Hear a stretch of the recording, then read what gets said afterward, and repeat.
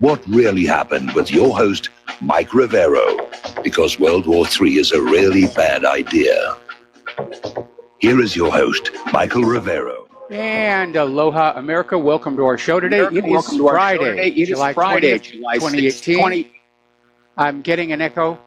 Okay, it's all fixed now. Anyway, it's Friday, July 20th, 2018. Thank goodness it's Friday. Thank goodness it's Friday. Thank goodness it's Friday.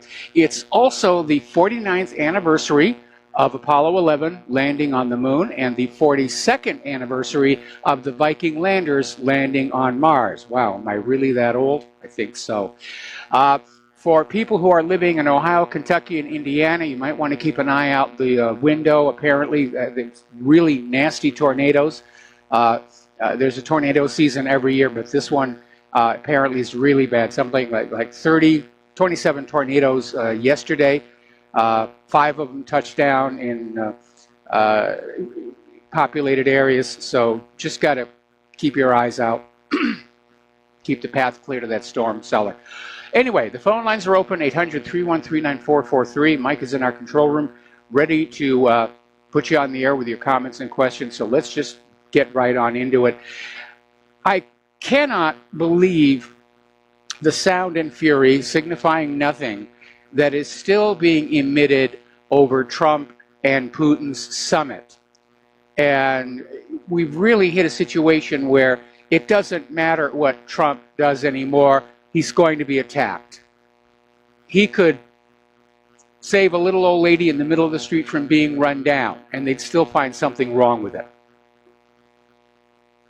And as you know, yesterday it came on out that Trump is thinking about having a second summit in Washington, D.C., and inviting Putin to visit the city. And everybody went ballistic. Oh, it's horrible, it's horrible, it's horrible. And when you look at all the past presidents, secretaries of state who met with Putin, and it was no big deal, you know, but when Trump meets with Putin, they're treating it like it's the end of the world. So Senate Minority Leader Chuck Schumer has issued a statement saying that Trump should not meet with Putin until Congress knows exactly what happened in that 2-hour closed-door meeting. So they're just ramping up the pressure on this thing. Back in 2001, Putin went all the way to Bush's Texas ranch. Had a barbecue, stayed overnight. Bush said he was thrilled Putin was there. Remember all the connections between the Clinton Foundation, the Kremlin? They were all buddy-buddy back then. Not today. All right, let's take a phone call. Francis in Montreal, aloha. Welcome to the show. What's on your mind? Hello, Mike.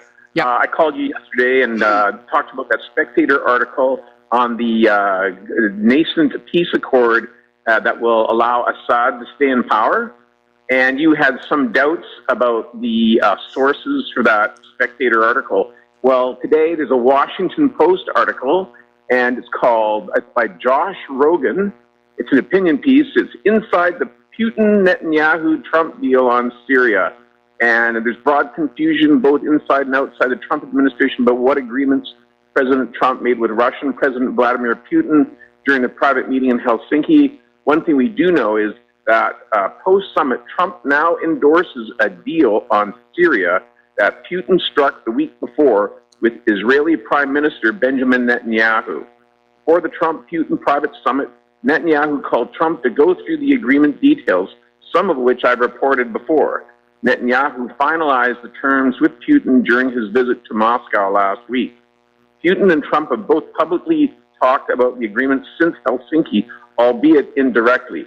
But make no mistake, the agreement is real, and it's going to reshape how the powers of the Middle East act in southern Syria in the coming months and years. I won't read the whole thing, but it's Josh Rogan, inside the Putin-Netanyahu-Trump deal on Syria, Washington Post. Okay. Well, these days the Washington... So this is a big deal. Like, this is everything, all this distraction, with, like you were just talking about, all this nonsense and whooping cough Goldberg screaming in Jan Piro's face, F you, and stuff like that. This is all just a bunch of monkey business, and this is the real deal that came out. And the faction that wants the neocons like, the guys at Evening Standard guys and all that, William Crystal and all those bums. The bums who never did a day's work in their life, but they want to replace the American workers with Mexicans because Americans are too lazy. All those bums are having a meltdown right now because their beloved Middle Eastern wars and anarchy they were churning up is being shut down by Trump and Putin. And so it's a beautiful thing, and this is the real big story of the day, I think. Well, it's a big story if indeed true, but again, we know the Washington Post is totally compromised by CIA. This is not the days when the Washington Post had the freedom and the courage to go up against Richard Nixon. The Washington Post is the voice of the deep state. And the reason I doubted your story yesterday when you called on in was you made the claim that all the surrendering jihadis were going to be herded into one part of Syria and then just simply bombed. And that would be a war crime. That would never be made public anywhere. That was badly worded on my part. Okay. That was badly worded, I admit that. They're dumping a bunch of people in the northeast corner that are surrendering, and they're going to be sort of sequestered there. But the ones that remain in the southeast corner are going to have the hell bombed out of them. Okay, but this peace accord is real. They're saying Francis, this is coming out of administration sources. Okay, there's only one problem with this story. Supposedly, this is a deal between Netanyahu, Putin, and Trump. Where is Assad on all of this? Because I'm sure that Netanyahu is making demands about things that are going on in Syria, like Iran must leave. He certainly, he wants Hezbollah to go back to Lebanon. And we know that Israel wants to make war on Lebanon somewhere down the road. I mean, they just uncorked on Gaza big time early today. So the problem with this deal, even if it's real, I think this is part of the deal. This is part of the deal. This is what I was saying yesterday. There's a $50 billion oil and gas deal from Russia for Iran to bribe them into withdrawing. And Hezbollah is going back to southern Lebanon. And basically with Putin there sitting in Syria, that's the guarantee. And Israel's going to be left alone. But they're going to have to give up like Eretz Israel delusions. Oh, they'll never do that. They will never, ever do that. All right, well, listen, if it turns out to be true, fine. But I got to tell you, my gut is telling me we're missing something here. And but you're absolutely right. If peace breaks out in the Middle East, or if the Cold War really does come to an end, all of the American politicians whose stock portfolios are invested in the armaments industry, they're going to be totally freaking out. They love war. War makes them rich, makes them richer. And we're already seeing the war hawks are just in this hysterical frenzy, bordering on madness, that this new war fever that they've spent all these years whipping up may actually be coming to an end. Well, yeah, that's it. Well, we'll see. Well, we'll see. Good talking to you, Mike. Have a good day. Time will solve that mystery. Thank you very much for the phone call. We're going to let you go. We're going to do a shout out now to our on-air affiliates who are just now rejoining our network. So, article coming out of Daily Caller here saying Trump has been set up, framed, and relentlessly persecuted by the American intelligence community. Yes, that's absolutely true. And even in this article, they're talking about the frenzied furor and outrage over Trump's reluctance to express blind trust for the intelligence community defies reason and reality. Well, not really. There's a reason for it. The politicians rely on the intelligence community as the bedrock of their propaganda. Whenever they go to the newspaper with a story saying that Putin is tap dancing barefoot on shag carpeting, they'll say, an unnamed intelligence source reveals. Well, if the American people stop trusting the intelligence agencies, that's pretty much the end of the government's credibility, because nobody trusts the politicians anymore. Nobody's trusting the corporate media. The intelligence agencies were the last bastion of some kind of institutional ethics within the federal government, and now that's being destroyed. And that's why they're going wacko. They're losing the war for the minds of the American people, and they're hitting the panic button here. So leftists worship power, and they are unraveling without it. They can't control Donald Trump. That is driving them absolutely bonkers. They have no policies that work. They have no platform that is appealing to voters. For every one illegal immigrant they sneak in and register to vote, they're losing 2 real American voters over to the GOP. The donations, small mom and pop donations to the GOP are just piling on up.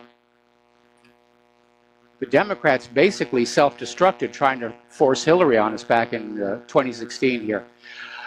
So another article, this one came out of Zero Hedge, talking about the establishment strikes back, shades of Star Wars, basically going on into that recent indictment of 12 named alleged Russian military intelligence GRU officers by Rod Rosenstein.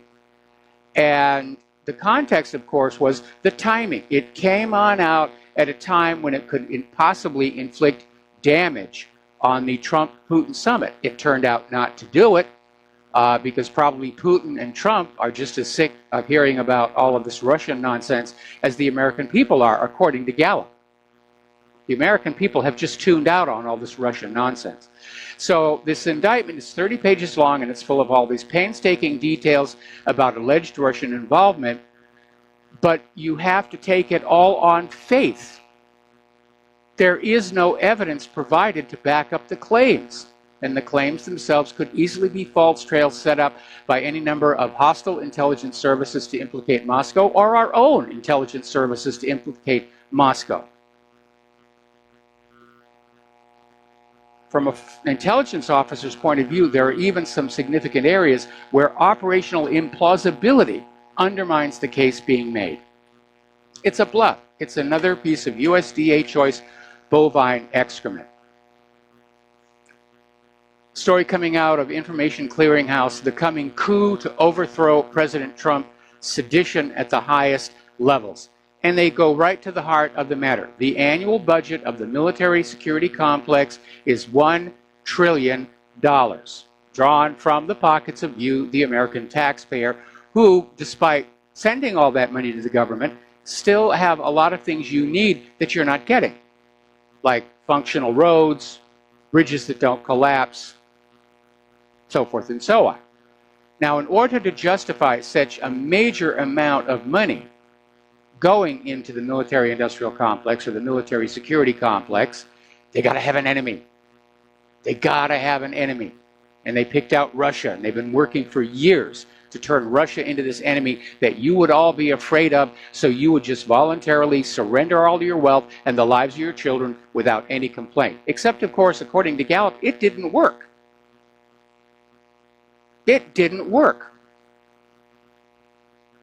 The American people are far more concerned with the immigration issues than with Russia. In fact, Americans who said Russia was the most important thing on their mind, less than 1% of those surveyed by Gallup here.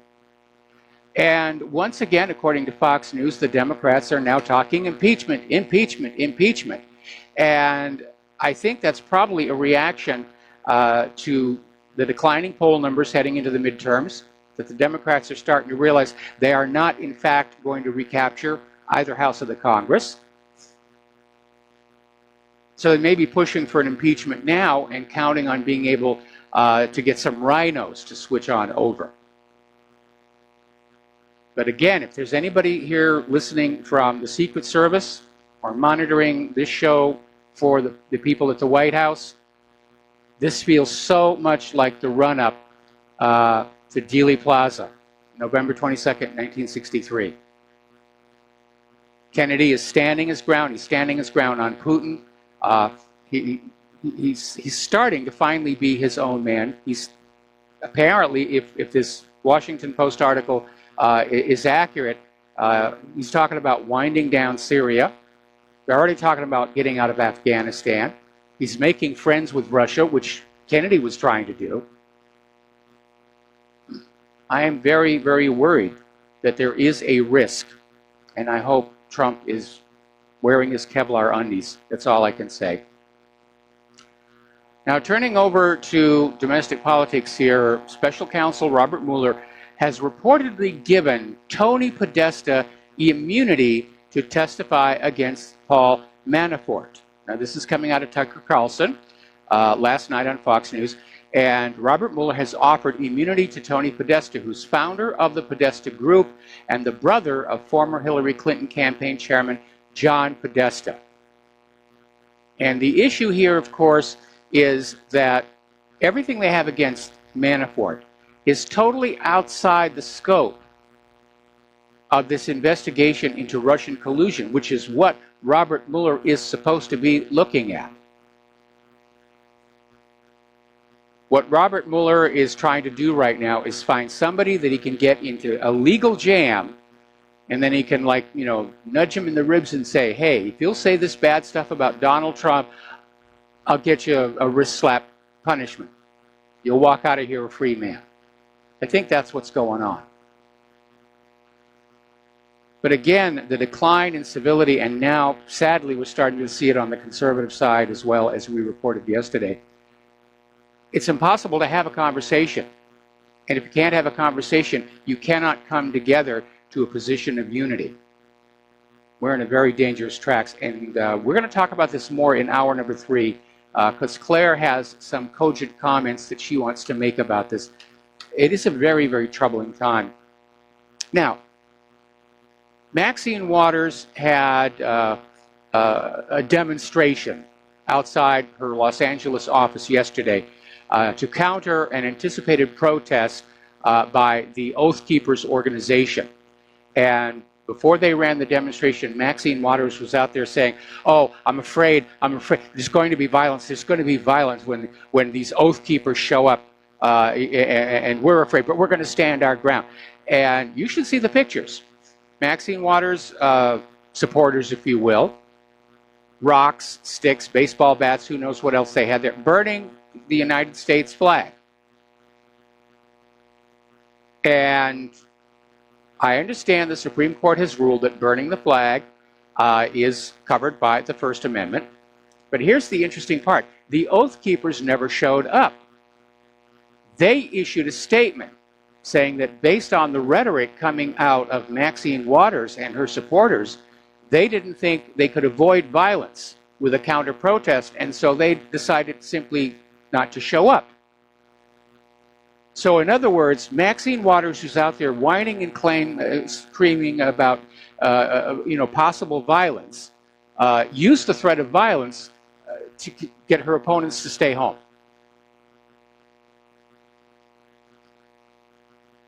I find it so hard to understand how this person keeps getting reelected and reelected and reelected. And I don't know, election fraud maybe. Okay, now, here's a new little piece of information that will start to make things a little bit clearer. We have been talking for a long time about why there doesn't seem to be an investigation of the Clinton Foundation. Well, as it turns out, there actually is one over at the FBI somewhere. But this investigation is under the control of Melissa Hodgman Strzok. And she's been blocking this FBI probe of the Clinton Foundation for 21 months. And yes, if you think you recognize the last name, this is Peter Strzok's wife.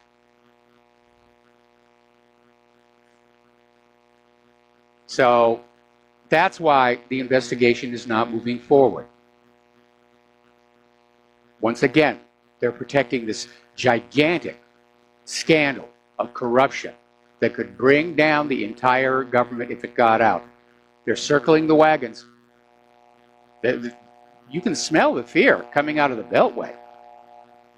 They're absolutely, absolutely scared that somebody's going to talk, somebody's going to go public in a way that can't be covered up by the corporate media. We got to take a break for commercials. Oh, we got a caller waiting on the line. We'll get to that after these few words. And aloha, America. Welcome back to the show. And for those of you wishing to help out Republic Broadcasting, and we do need your help, the postal address to send a check, money order, or if you prefer, anonymity cash, is Republic Broadcasting Network, 2251 Double Creek Road, number 302, Round Rock, Texas, 78664. The phone number to call in with a debit or credit card donation or to pledge to be a recurring subscriber is 800-724-2719, extension 1 during business hours and extension 3 at all other times. Now, before we go to the caller who's waiting on the line, and I'm probably going to have to take him to the next commercial break. Over this last commercial break, Fox News was interviewing Leon Panetta, who's sitting there saying that, we have a right to know what Putin and Trump talked about in that room. And of course, you have Chuck Schumer who's out there saying there shouldn't be a second meeting until Congress knows what was said in that room.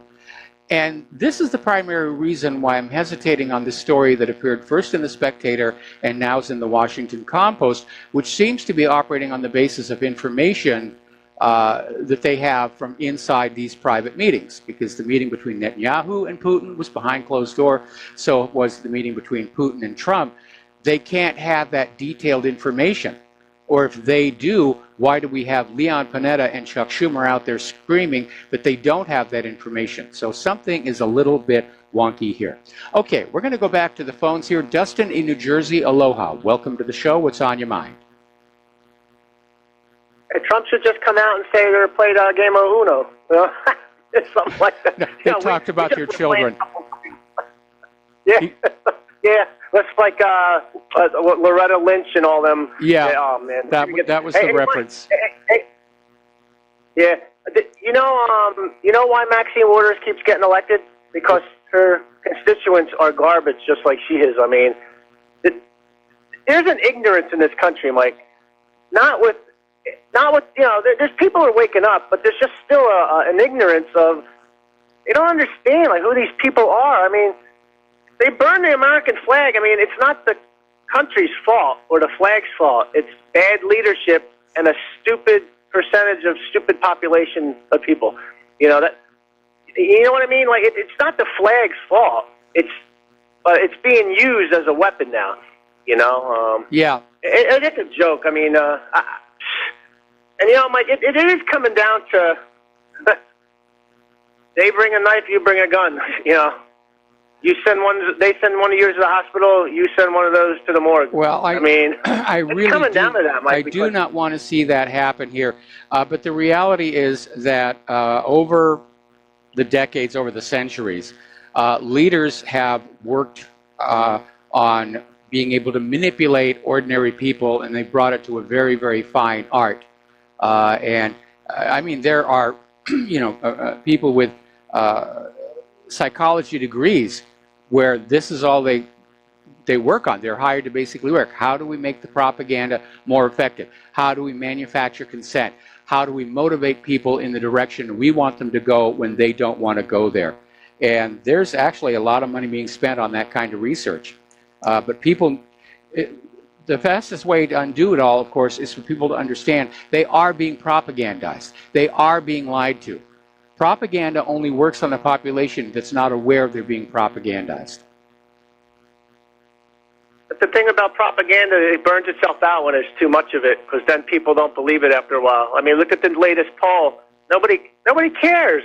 Yep. Because you know what I mean? It's burning itself out. And hey, Mike, what's the Democrats going to do when the 2018 elections come up and they lose big, or in 2020, if Hillary does run again, which I doubt she's gonna, what happens if they lose again? Are they going to say, well, the Russians are at it again, or are they going to blame China? Oh, they're already getting ready to scream that Russia's meddling with the 2018 election to keep the Democrats from taking the Congress. They can't accept their own failures. They can't accept the fact that they don't have a platform that's resonating with voters.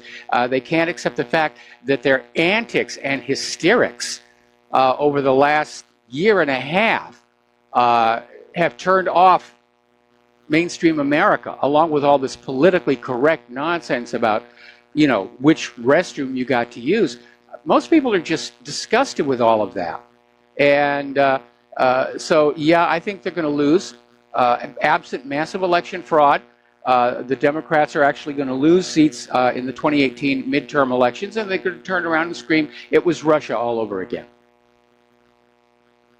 Yeah, Mike, speaking of all this political correctness, what about in Massachusetts where they're going to let the kids decide what gender they want to be. I mean, these people are, that's child abuse, as far as I'm concerned. You know, I mean, you got to draw the line. These people are insane. They really are, and it's, you know, it really is absurd. I mean, your gender is determined by your DNA. If you want to know what gender you are, look in a mirror after you get out of the shower. And this idea of gender fluidity, I don't see what it is these people are trying to accomplish. I don't see where they're trying to go with it. All I know is, having failed to convince the adults of this agenda, now they're targeting the schools. And I'm still trying to figure out can you hold me to what end. Yeah, I'm going to hold you over. Stay on the line. We'll be right back after these commercials. And aloha, America. Welcome back to the show. We're talking with Dustin in New Jersey, and we're talking about how political correctness has just gone totally wacko, and they've lost the plot line. And I think this is why ordinary mainstream Americans are just turning away from the Democratic Party, which they're demonstrating not just with the poll numbers, but with their political contributions. But this whole gender fluidity issue, the only thing that I can see it's designed to do is basically undermine our sense of self, our sense of identity, in order to make it easier to control us. Because the whole premise is ridiculous. I can't wish myself to be female any more than I can wish myself to be young, or for that matter, rich. It doesn't work that way. Nature is nature. And I understand that the LGBTQ plus movement wanted acceptance, and they're being accepted. But they've now walked across this line where they're now getting very militant and aggressive and in your face with it. That's turning people off. And back in the 1990s, the feminist movement they made exactly the same mistake. And there's a very good book that chronicles that, called Who Stole Feminism by Christine Hobbs Sommers, who is herself a feminist. And she laid out how the original model of feminism was equal pay for equal work, equal access to credit, equal access to education, things we could all get on board with, and I was a supporter. And then all of a sudden, it got militant and in your face, and all men are rapists, and, you know, we've got to sue male-only health clubs out of existence for discrimination, but female-only health clubs have to be protected because we have a right from the prying eyes of those men. And at that point, people just turned away from it, including yours truly. And now we're seeing that same mistake being made all over again. I think we need to, all of us, need to go back to the philosophy of, you know, live and let live. Whereas Rodney King said, can't we all just get along? Why are we being driven to be so confrontational with each other over relatively minor, trivial things? And unfortunately, a lot of it is... Do you realize these kids... Sorry. I was going to say, a lot of it's coming from our leadership, like Maxine Waters and Loretta Lynch and all these other so-called leaders who are openly calling for violence in the streets.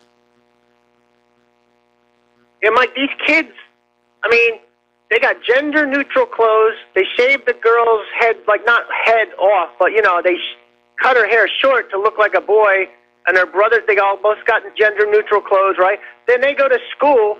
And, Mike, I'm sorry, but these kids are going to be probably on some kind of Prozac or something, and they're probably going to be the next school shooters, you know, because they're going to get picked on.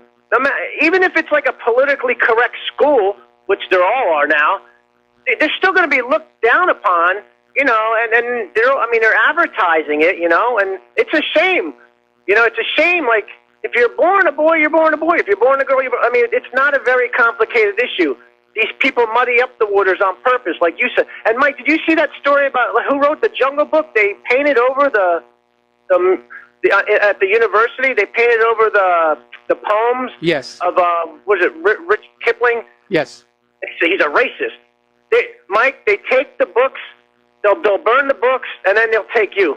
They don't want no stat. They want to replace everything with what they think is, you know, their version of what they like. Yeah. You know, and, you know, I would tell people don't go along with it because, you know, you'll be going to the killing fields eventually, you know. I mean, because that's what these people hate you. They hate the culture. They just hate everything this country stands for, and the Western world in general, because it's happening also in Europe and France and Germany, and it's a major thing going on. Well, they're driven by this. They're driven by this utopian vision of they can engineer a better world in which humans are free from emotional strife. And this goes all the way back to Margaret Mead and Coming of Age in Samoa, which was an intellectual fraud, which is why every time the liberals try this, it crashes and burns. But they keep on doing it because they will never admit that the foundation of the liberal philosophy is flawed that badly. Girls will be girls, boys will be boys. And I understand that there is homosexuality, which, in my opinion, is genetically mediated. No, you do not choose to be gay, and so it's in your DNA, and you can't wish it to be any other way. And which is why all of this gay conversion therapy, I think, is a load of nonsense. It's not going to work. It's not going to work. And Mike, real quick, I just want to say, if anybody needs to go on YouTube, type in The Duran. There's a great video interview with Peter Lavelle again. He's been on there a few times, and it's the best video you guys are going to watch. It's only about 25 to 30 minutes long. It explains a lot of stuff, but also Jimmy Dore, which he's a progressive, he had a thing, Mike, I think you should watch something that's called China a Threat. And, it's comical, but there was a meeting in Aspen, and they had the new FBI director there, or whoever it was, and who hosted it? Lester Holt, Yep. But need to watch that video too, Mike, because he has some footage in there of the FBI agent saying, basically, FBI agent said it's like economics. That's why China's a threat. It's all about the money. It's all about economics, man. Right. That's exactly right. I've been saying for months now, the ultimate goal of the United States is to drag the world back to Bretton Woods, where all cross-border transactions have to use that U.S. dollar, for which the U.S. charges a small fee. And China, of course, is now part of BRICS. They're moving away from the dollar. So is Russia. And that's really what's driving the agenda. And the reason there's so much panic to declare Russia and China enemies and get into a dust-up with them is because we're nearing the point where the avoidance of the U.S. dollar internationally is really going to start having an impact. And it's one of the reasons why I said, while I understand Trump's purpose with the tariffs, I think his timing was a little poor. And isn't it funny, all of our great leadership, Russia this, Russia... Hey, man, keep saying that. They're just moving closer to the freaking Chinese, which ain't a problem with me because, I don't have a problem with that. But yeah, the BRICS, they just had the Shanghai co-op meeting a couple days before Putin met Trump, and everything's moving along. If you go on YouTube, see all the projects China's doing all over the world, Africa, this or that. They're building bridges, we blowing them up. Yeah, because we're a welfare and a warfare state now. That's all we got left. We're a warfare state. We're a failing empire. We're a failing empire. Yep. And all right, thanks, Mike. Right, you got it. Yeah, we're a failing empire, and the government is looking for somebody to blame it on. So gosh darn Ruskies, it's those gosh darn Chinese. We didn't do anything wrong. Don't blame us. It was those other people over there. Go hate them. All right, the phone lines are open again. We're going to get back to the news here. Now, basically, there is a rumor started by Margarita Simonian saying that Julian Assange will be handed over to Great Britain by the Ecuadorian officials in the coming days.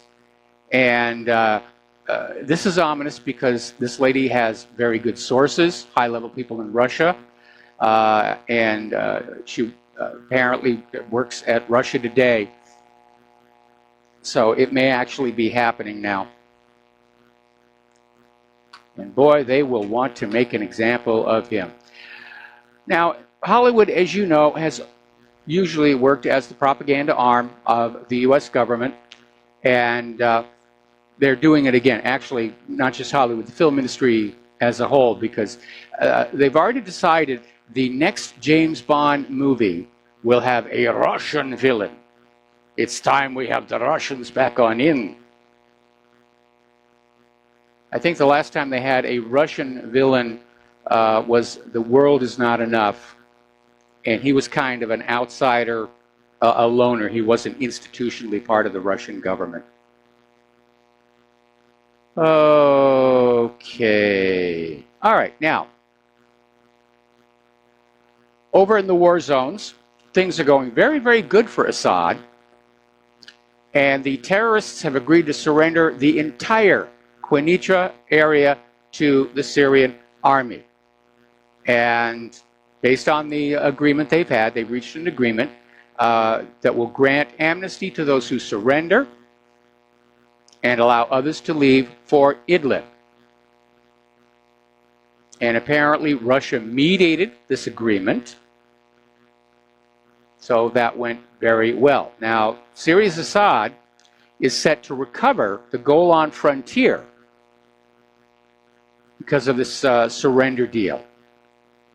Now, this, of course, will bring Syria back up to that buffer zone with Israel.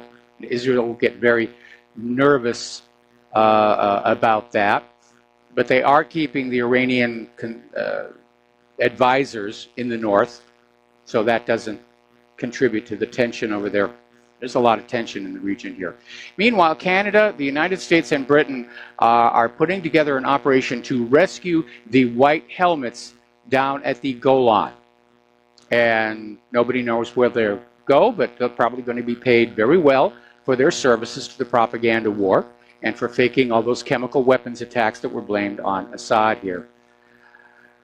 Meanwhile, of course, we're still seeing the U.S. government making stink face at Iran, and U.S. forces and Iranian forces inside Syria are sort of doing this little battlefield dance that has a lot of people very worried that there might be destabilization.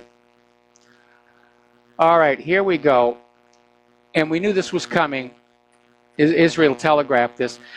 There has been a massive attack into Gaza by Israel. Israel is blaming it on the fact that this time, when Israeli snipers started shooting at the protesters along that fence, somebody shot back at them. And so Israel basically opened up and sent in the jet planes, and they're really pounding on the place. Other reports coming out of the Middle Eastern media saying at least one IDF soldier was also killed in the melee. But it's a very small place if you think about it. It's about, I think, twice the size of the city of Chicago. That's how big Gaza is. So they go on in, and they're just bombing those poor people. And it's amazing that, you know, all these liberal protesters in this country who scream about the poor children down at the border with Mexico, you never hear a peep out of them about the poor children in Gaza. You never hear a peep out of them about the poor children in Yemen or Syria or Afghanistan or Libya. It's very, very disgusting.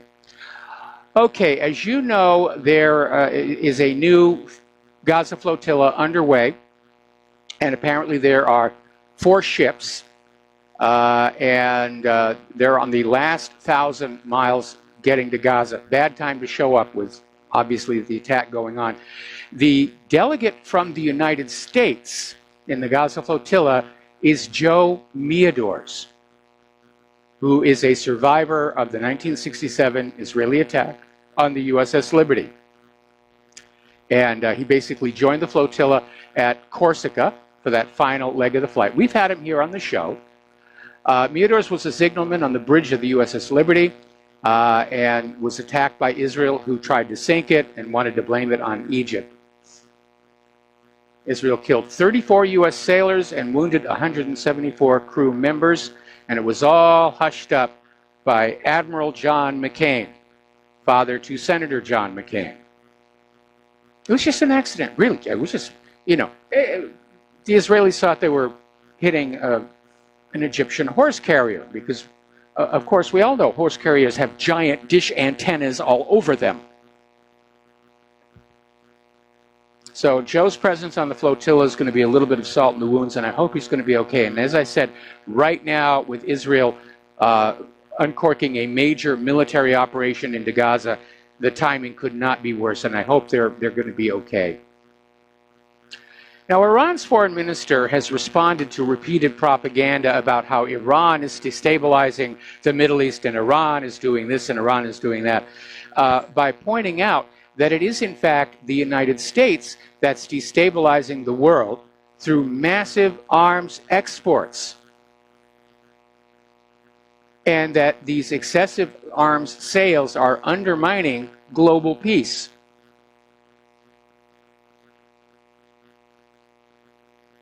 And they're right. And it's sort of weird to see the U.S. government just out there trying to sell so many weapons to other countries, lethal weapons, military weapons. At the same time, they want to take them away from us ordinary law-abiding citizens. But it's big business. All right, we're going to take a phone call here. Mitchell in Memphis, aloha. Welcome to the show. What's on your mind? Hey, Mike, what's going on? We spoke, I think, Wednesday, 2 days ago? Yep. Listen, I'm trying to get an answer from you because I'm not sure about something. The two of us have decided that the government has violated the rules and restrictions and so on and so forth. They've violated the Bill of Rights. Yes. They violated the Constitution. They violated the social contract. Yep. Looking backwards, as far as the eye can see, you can cite examples, and you have, and I can cite examples. Well, Sandra Spooner talks about it all the way up to present day, you know, from Katrina, levees, Flint. The government's failing. And you said that when the government violates these things, that it delegitimizes itself. And in your closing comment when I called you Wednesday, you said the government has outgrown its lawful authority a long, long time ago. So my position now, and my question is, I think the two of us understand, as we speak today, right here, right now on the phone in 2018, does the government have any authority on the collective body known as we the people? Because if I understand you correctly, you say it does not have any authority. It has delegitimized itself. Of course, there's a practical consideration. You know, they've got the police force and they've got, you know, guns and, you know, they're ruling us by force of arms, not with consent of the governed, as was set forth in the Declaration of Independence. Okay, so my concern is that the three bodies of government, or the legislative, judicial, and what's that, executive branch, are under the heading of the government. So this would be, if the government is delegitimized, then so too would the three branches of government. Yeah, you're absolutely right here, because they're the ones who've been violating the Bill of Rights. Anyway, Mitchell, got to let you go. Got to take a break. Is the president legitimate? If the government is either legitimate or not. Got to take a break for commercials. We'll be right back. And aloha, America. Welcome back to our show here, and we're going to go back to the phones to Janice in Florida. Aloha, Janice. Welcome to the show. What's on your mind? Yes, I'm wondering what's happening with the men from the USS Liberty. Last time I think they were on your show, they were talking about producing a documentary, and I'm wondering if there's any progress that's been made on that. Well, it's slow going because they're obviously having a hard time raising the kind of funding it takes to produce a feature film. And equally obvious, there's a lot of pressure on money people to not support the project. Coming from Israel. Israel wants this story to go away. I mean, over in Israel, they're now passing laws where the government can simply erase certain history. I mean, it's right out of Orwell. And they want to do the same thing here. They want certain exceptions to freedom of speech, the Israel exception, to silence criticism of Israel and to basically say talking about anything Israel has done is not protected speech under the First Amendment. I mean, that's how desperate they are. Well, that's Israeli pressure on financiers of a feature film or a documentary. But I'm wondering on another comment you made that everybody is shedding crocodile tears for the kids on the southern border in the U.S., but No one says anything about the children of Gaza. Why do you think the rest of the world is silent on what is happening? I mean, it's there for all of us to see. Why are governments silent? Why do they receive Netanyahu as though he is some kind of credible, moral human being and not a monster in a human body? I'm just wondering, I know you can't speak for other people, but you're obviously very observant. What are your perceptions? I think it would be silly to assume that the United States of America is the only country in which Israel has worked to compromise the government and the media. The proof of that is that, for the most part, especially in the West, the media in all of the Western countries turns a blind eye to what's going on down in Israel. Now, obviously, for the Bloody Monday massacre, they couldn't do that because it was top news all over the independent media, and they couldn't afford to be seen not to report it. But they tried to downplay it. In the case of the New York Times, they tried to make it look like it was all the Gazans' fault. You know, how dare they protest being starved to death in a giant open-air prison? Don't they understand this is how the universe is supposed to work? Yeah, Israel's influence behind the scenes in many, many, many countries. But as far as not crying for the children of Yemen or Libya or Syria, they're irrelevant.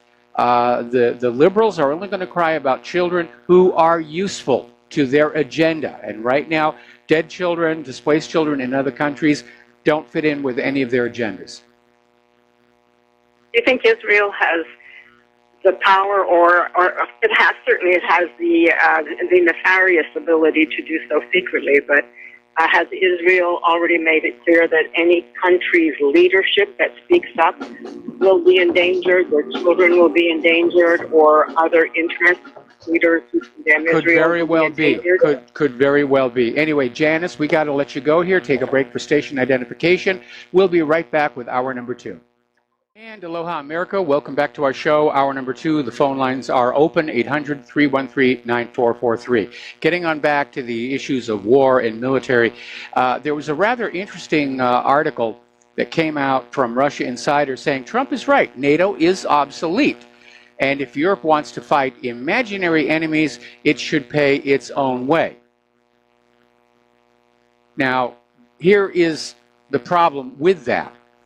NATO, for the most part, does buy their weapons from the United States of America using money they get from the United States taxpayer. If they're all of a sudden told they have to pay their own way, they're going to cut their military expenditures, and that means a loss of profits for the American military industrial complex. They will never, ever let that happen.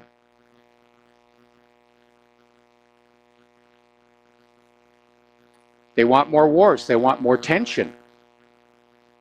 It's all about boosting the profits here. Now, interestingly enough, on Russia Today yesterday, RPI Executive Director Daniel McAdams wonders if maybe President Obama spoke a bit too freely in his recent CNN interview, where the president told CNN that the U.S. government had, in fact, brokered a deal to transition power in Ukraine. In other words,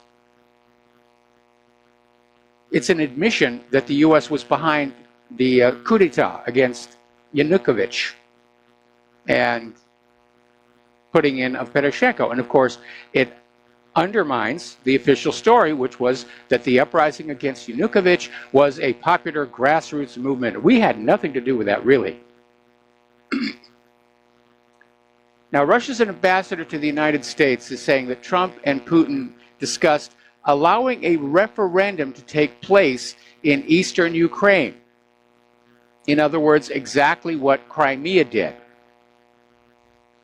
And under the United Nations rules, Universal Declaration of Human Rights, there's nothing that says they can't. So having a formal referendum and declaring their independence, of course, Kiev will probably react very badly to it. Ever since Poroshenko's come on in, Ukraine's like leprosy. Bits and pieces of it keep falling off. He's not going to like that at all.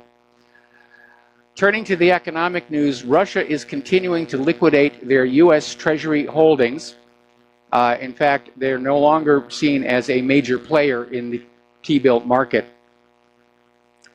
Russia is also starting to wean its economy off the US dollar as Washington ratchets up sanctions. They're going to go through these new competing parallel systems that have been set up. If they're not going through the dollar, the sanctions are not enforceable. And Trump is already out there basically trying to browbeat the rest of the world, saying, you do what we tell you to do.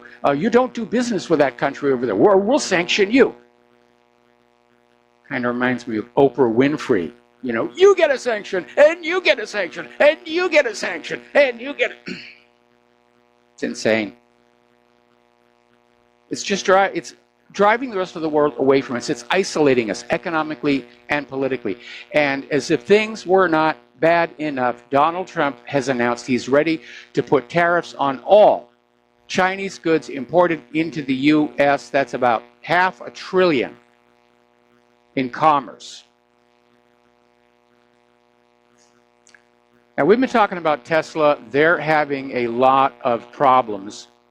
And Tesla has announced that they have met their production goal.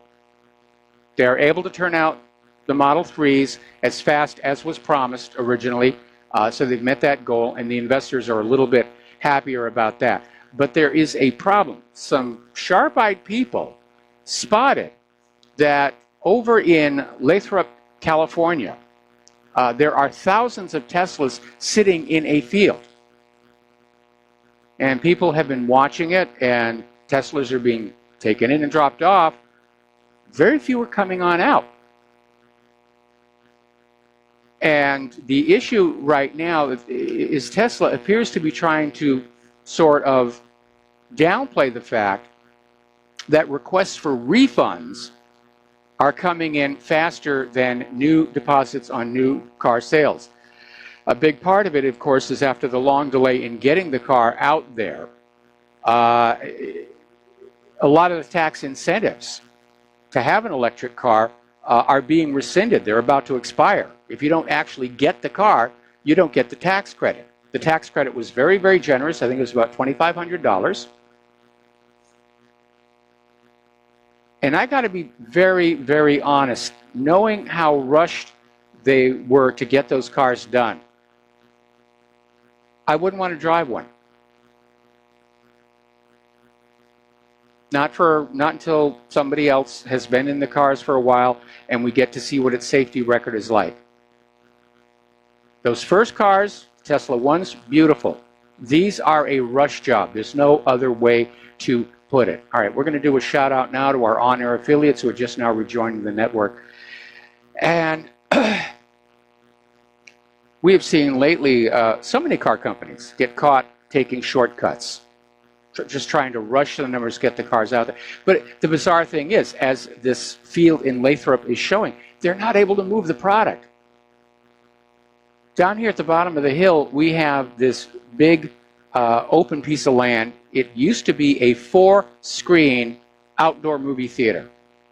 And then the screens were taken down and it was being used for a weekend flea market. Now it's completely closed off. It's an overflow lot for the local car dealers. They can't move the inventory. And I think the same thing is hitting Tesla. And if they can't sell those cars, I mean, I know they've got something like 400,000 pre-orders.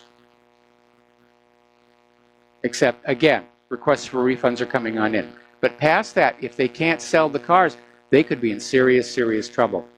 And Elon Musk is starting to show the strain. And he's trying to distract from this embarrassing situation with the British diver and the pedo comment by publishing his environment efforts. He's doing all these good things out there. And basically, Elon Musk's comments have actually caused a 3% drop in the Tesla stock. and the company's investors are demanding an apology and that Tesla clean up his act, because his antics, as much as the inability to get the production line for the Tesla 3, are costing them money. And boy, if there's one thing that investors really hate, it's losing money here. Okay, so let's talk about immigration here, because that is still a hot button issue. And the latest move coming out of ICE, rather out of the Liberals, is the complete abolishment of the immigration customs enforcement. Really, just open up the borders. It's going to be fine. It would be wonderful. Well, somebody did an analysis. Actually, it was over at Breitbart News. And it says if the ICE had been eliminated 5 years ago and the borders totally opened up, there would be about 1,400,000 criminal illegal aliens released into the public. They're talking about triple the population of Miami. Hardened criminals just thrown into the American population. That's the blessings of open borders. There's got to be some vetting here.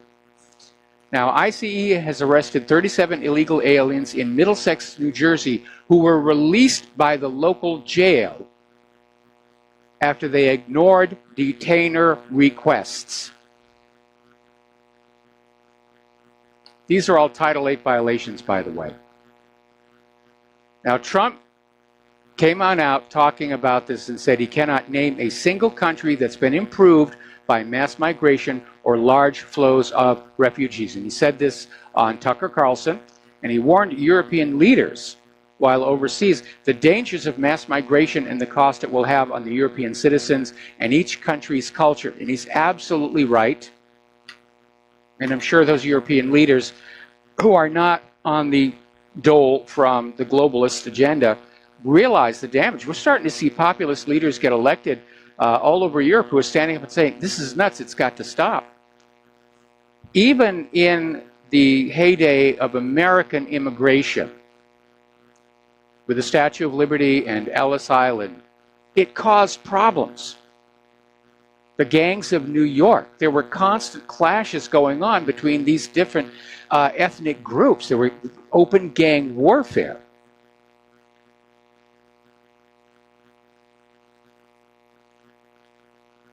Now, the Dutch foreign minister, Stef Blok, basically came out in a private meeting saying that peaceful, multicultural societies don't exist.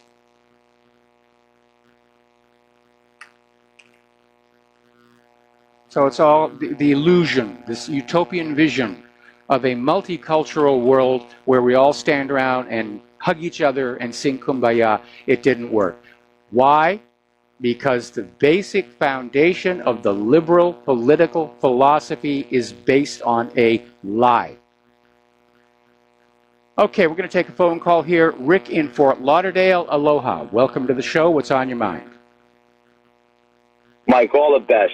I go to you when I need the absolute truth. There's a guy by the name of Bill Browder who has all the Republicans and all the Democrats on his side, and he's paying millions of dollars a minute to get on Fox News with his own talking points. What's the real deal? What is this guy doing?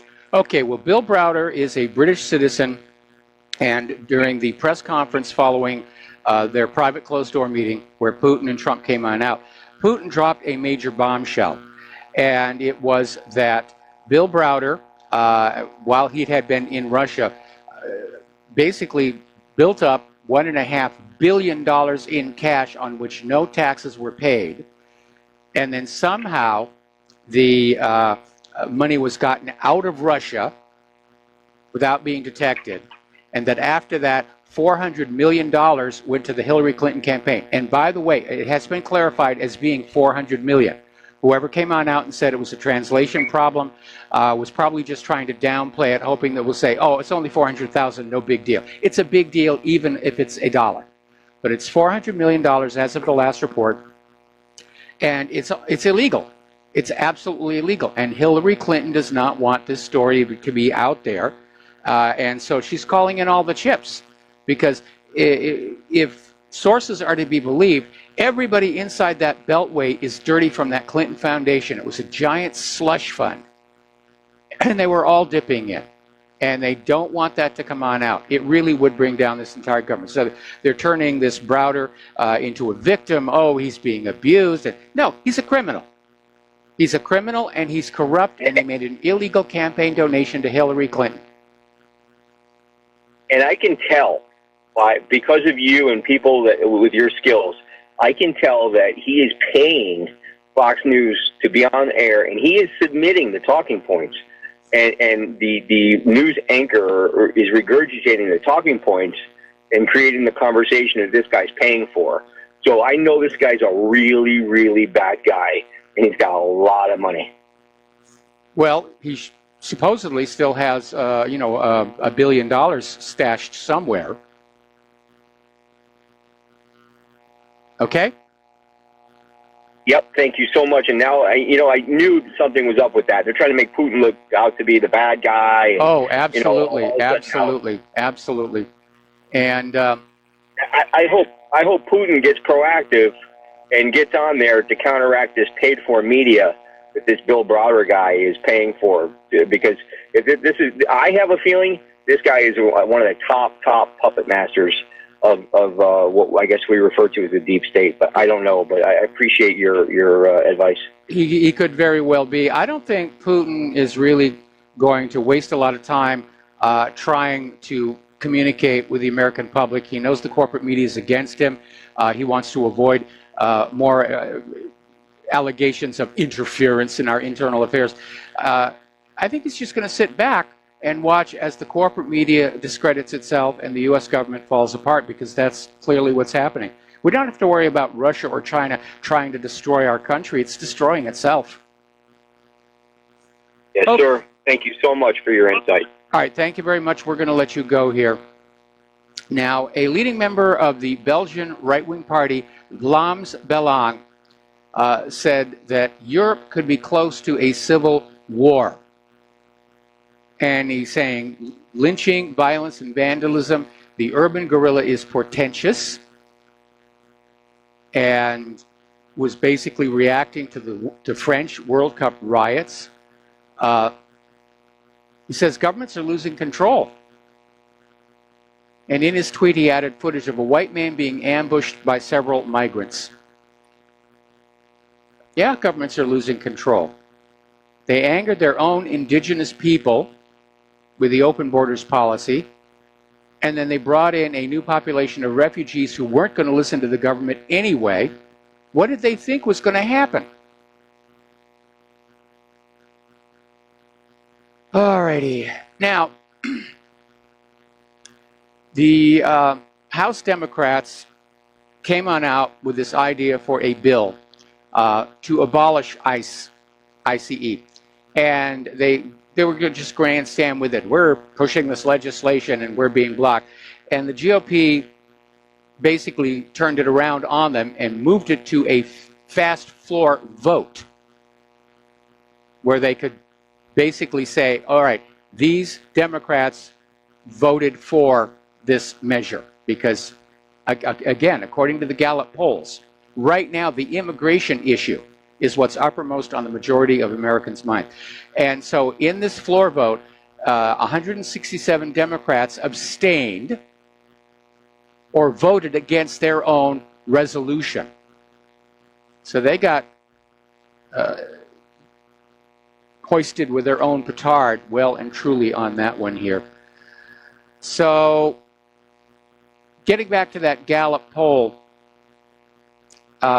what is really interesting is not that the majority of Americans think immigration is the problem, but that the number is going up rapidly. It's becoming the key issue going into the midterm elections.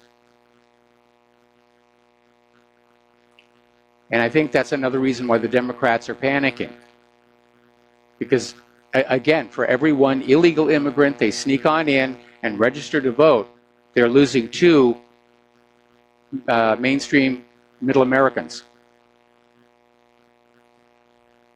So getting on back to Mad Maxine, who's out there basically inciting political violence, it has had the inevitable result Today in South Dakota, police executed a burglary search warrant and found multiple guns and bomb-making material, including ammonium nitrate and aluminum powder, within a residence of an Antifa member. And those who have followed the violent left will note that robbery and burglary are the primary finance mechanisms for political violence. Well, you got your wish, Maxine. There you go. Over in Great Britain, you're going to love this one. As you know, there have been a lot of scandals coming on out lately about expenses scandals or sexual harassment scandals with members of parliament. So members of parliament voted to grant themselves anonymity if accused of expenses fraud, sexual harassment, or anything else they don't want you to know.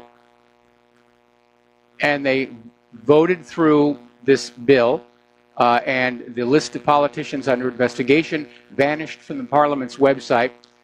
One of the ones that disappeared was of Labour's Keith Vaz, who's accused of bringing the House of Commons into disrepute by buying cocaine for male escorts. But you don't get to learn that anymore. You don't get to see what your elected officials are really like. Just look at the advertising. The political slogans, and those things. That's all you need to know. You don't need to know what these people are really like. Just watch the ads and you will be happy. All right, we're going to take a break for commercials. We will be right back. And aloha, America. Welcome back to the show here. And interesting little article out of the Daily Mail in Great Britain. And a lot of people have suspected this for a long time, just watching his few public appearances. Apparently, the president of the European Union, Jean-Claude Juncker, has an alcohol problem. And basically, his aide is actually running the show. And apparently, Jean-Claude Juncker binges on gin.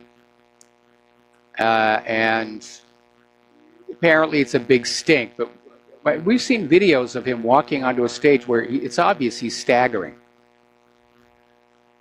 Now, interestingly enough, Mexico's next government is looking at the possibility of legalizing all drugs in order to remove the power of the drug cartels. And it's an idea that can, in theory, work. When we went through prohibition in this country, alcohol went from being worth pennies, per gallon, to dollars per bottle. And the wealth was so great, the gangsters literally were able to warp the government to their own way, put their own people into power. It was a time of incredible corruption, second only to the drug corruption we're seeing our government in right now. And when the corruption got bad enough where the American people said enough, Congress repealed prohibition, and the gangsters basically lost their income source. Of course, some of them had been very wise and prudent, and they'd gone legit. But it is one way of dealing with it. And there are other countries on earth that have legalized or seriously decriminalized recreational drugs and even made them available in the pharmacies. And it's made the problems associated with the cartels simply go away. So apparently, the Mexican president-elect Andrés Manuel López Obrador has given his future interior minister, Olga Sánchez Cordero, carte blanche to look at the possibility of legalizing drugs in a bid to curb violent crime. It's also probably going to rejuvenate the tourism traffic as well. Now, of course, the downside is that the cartels in Mexico are so powerful and so violent, this could lead to both of them being assassinated, because the drug cartels do not want to give up that money. They want the drugs to remain illegal. That's why drugs will never be legalized in this country. There's too many people inside our own government, including the CIA, who are making huge amounts of profits off the illegal drugs. They don't want that to go away. Anyway, a lot of people are still talking about this speech that Obama gave down in Johannesburg, where it covered a lot of the liberal points about, anti-male and so forth. And then he went after trashing the rich which is a very popular theme down there right now, saying there's only so big a house you can have, which is kind of odd coming from a guy who just bought an $8 million mansion in Washington, D.C. Out in California, the California Supreme Court has blocked the measure proposing to divide the state in three from appearing on the November ballot. And this is not entirely unexpected. I'm sure that Sacramento wasn't looking forward to losing 2/3 of their domain, but that's the current status on that. Meanwhile, a lot of people are still very upset over this MGM lawsuit against the shooting victims from the Mandalay Bay shooting. And what MGM is trying to do is head off a multitude of lawsuits they're going to have to defend against at huge legal expense by having one single lawsuit against the victims where the court says MGM is not liable. And MGM's claim of not being liable is based on compliance with rules and regulations regarding preparation for terrorist activity, which MGM was in compliance with, and because of the provisions in this 9/11 Safety Act, basically indemnifies companies who are in compliance. So once again, the big rich companies are free from lawsuit even when they mess up or take part in somebody else's atrocity. Now, Sacha Baron Cohen basically ran into a little bit of a snag. He was over in Riverside trying to set up another one of his bogus documentaries, and he walked in with a film crew saying that they were making a film about a Hungarian immigrant wanting to buy a gun. And the Hungarian immigrant was, of course, Sacha Baron Cohen in disguise. And the gun owner immediately got suspicious. The costume was just a little too over the top. Finally recognized it was Sacha Baron Cohen. Cohen simply left his camera crew behind. So there's camaraderie there for you. So it's tabloid TV is really what it is. It's tabloid TV. All right, we got to take another break for commercials, and we will be right back. And aloha, America. Welcome back to the show. We're going to go to the phones here to Daniel in Canada. Aloha. Welcome to the show. What's on your mind? Oh, yeah. Aloha, Michael. Yeah, I've been following this thing that happened in Gaza. I was a really curious story about something called, they tried to call them terror balloons. Yes. And at the end of Ramadan, which was June 14th, I believe, there was this claim in the Jerusalem Post that there was a compound that was producing 5,000 of them. And then they said they had an airstrike to get rid of it. And that's kind of, this group got an actor. And what about it? I was going to mention it on the air. But late this last week, Israel started rehashing the story to say that there's this compound again with 5,000 terror balloons. And it just seems like they didn't get enough traction the first time, so they're kind of using it as an excuse because it's like a David versus Goliath. Yeah, it very much is. It very much is. And of course, if you look at how Israel has treated Gaza for years and years, and they keep, cutting them off, cutting off supplies, and then they just started shooting these protesters. And so the protesters, some of them wanted to fight back, and some of them threw rocks, and some of them flew kites, and some of them flew balloons. But it is very much a David versus Goliath situation.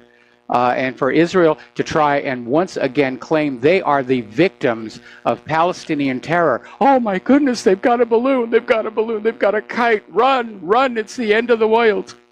I mean, it really is ridiculous. Yeah. And the optics following on top of the Bloody Monday massacre itself show that Israel is completely unrepentant about what they have done. Exactly. Yeah, the last time I flew a kite, like the story first said that they were using this incendiary kites and balloons to satellite wheat field in Israel. And I just don't get this vision of flowing fields of wheat in Israel. But 40 kilometers is how far they had to go. And the last time I flew a kite, the string wasn't anywhere near that long. And as far as helium balloons go, like, I know for a fact some of these Gaza flotillas have been trying to get toys to Gaza children, because they're only allowed 81 items into that country ever since Operation Cast Lead. Yeah. So I don't know where their 5,000 balloons are coming from. They say they stole the helium from a hospital. I mean, the story just didn't add up. They're just making it up. They're making it up because they're trying to regain their victim status. It's not going to work. Nobody is going to see, the Palestinians with a couple of helium balloons and kites as somehow being an existential threat to the world's sixth most powerful military, which includes nuclear weapons. It's just not going to work.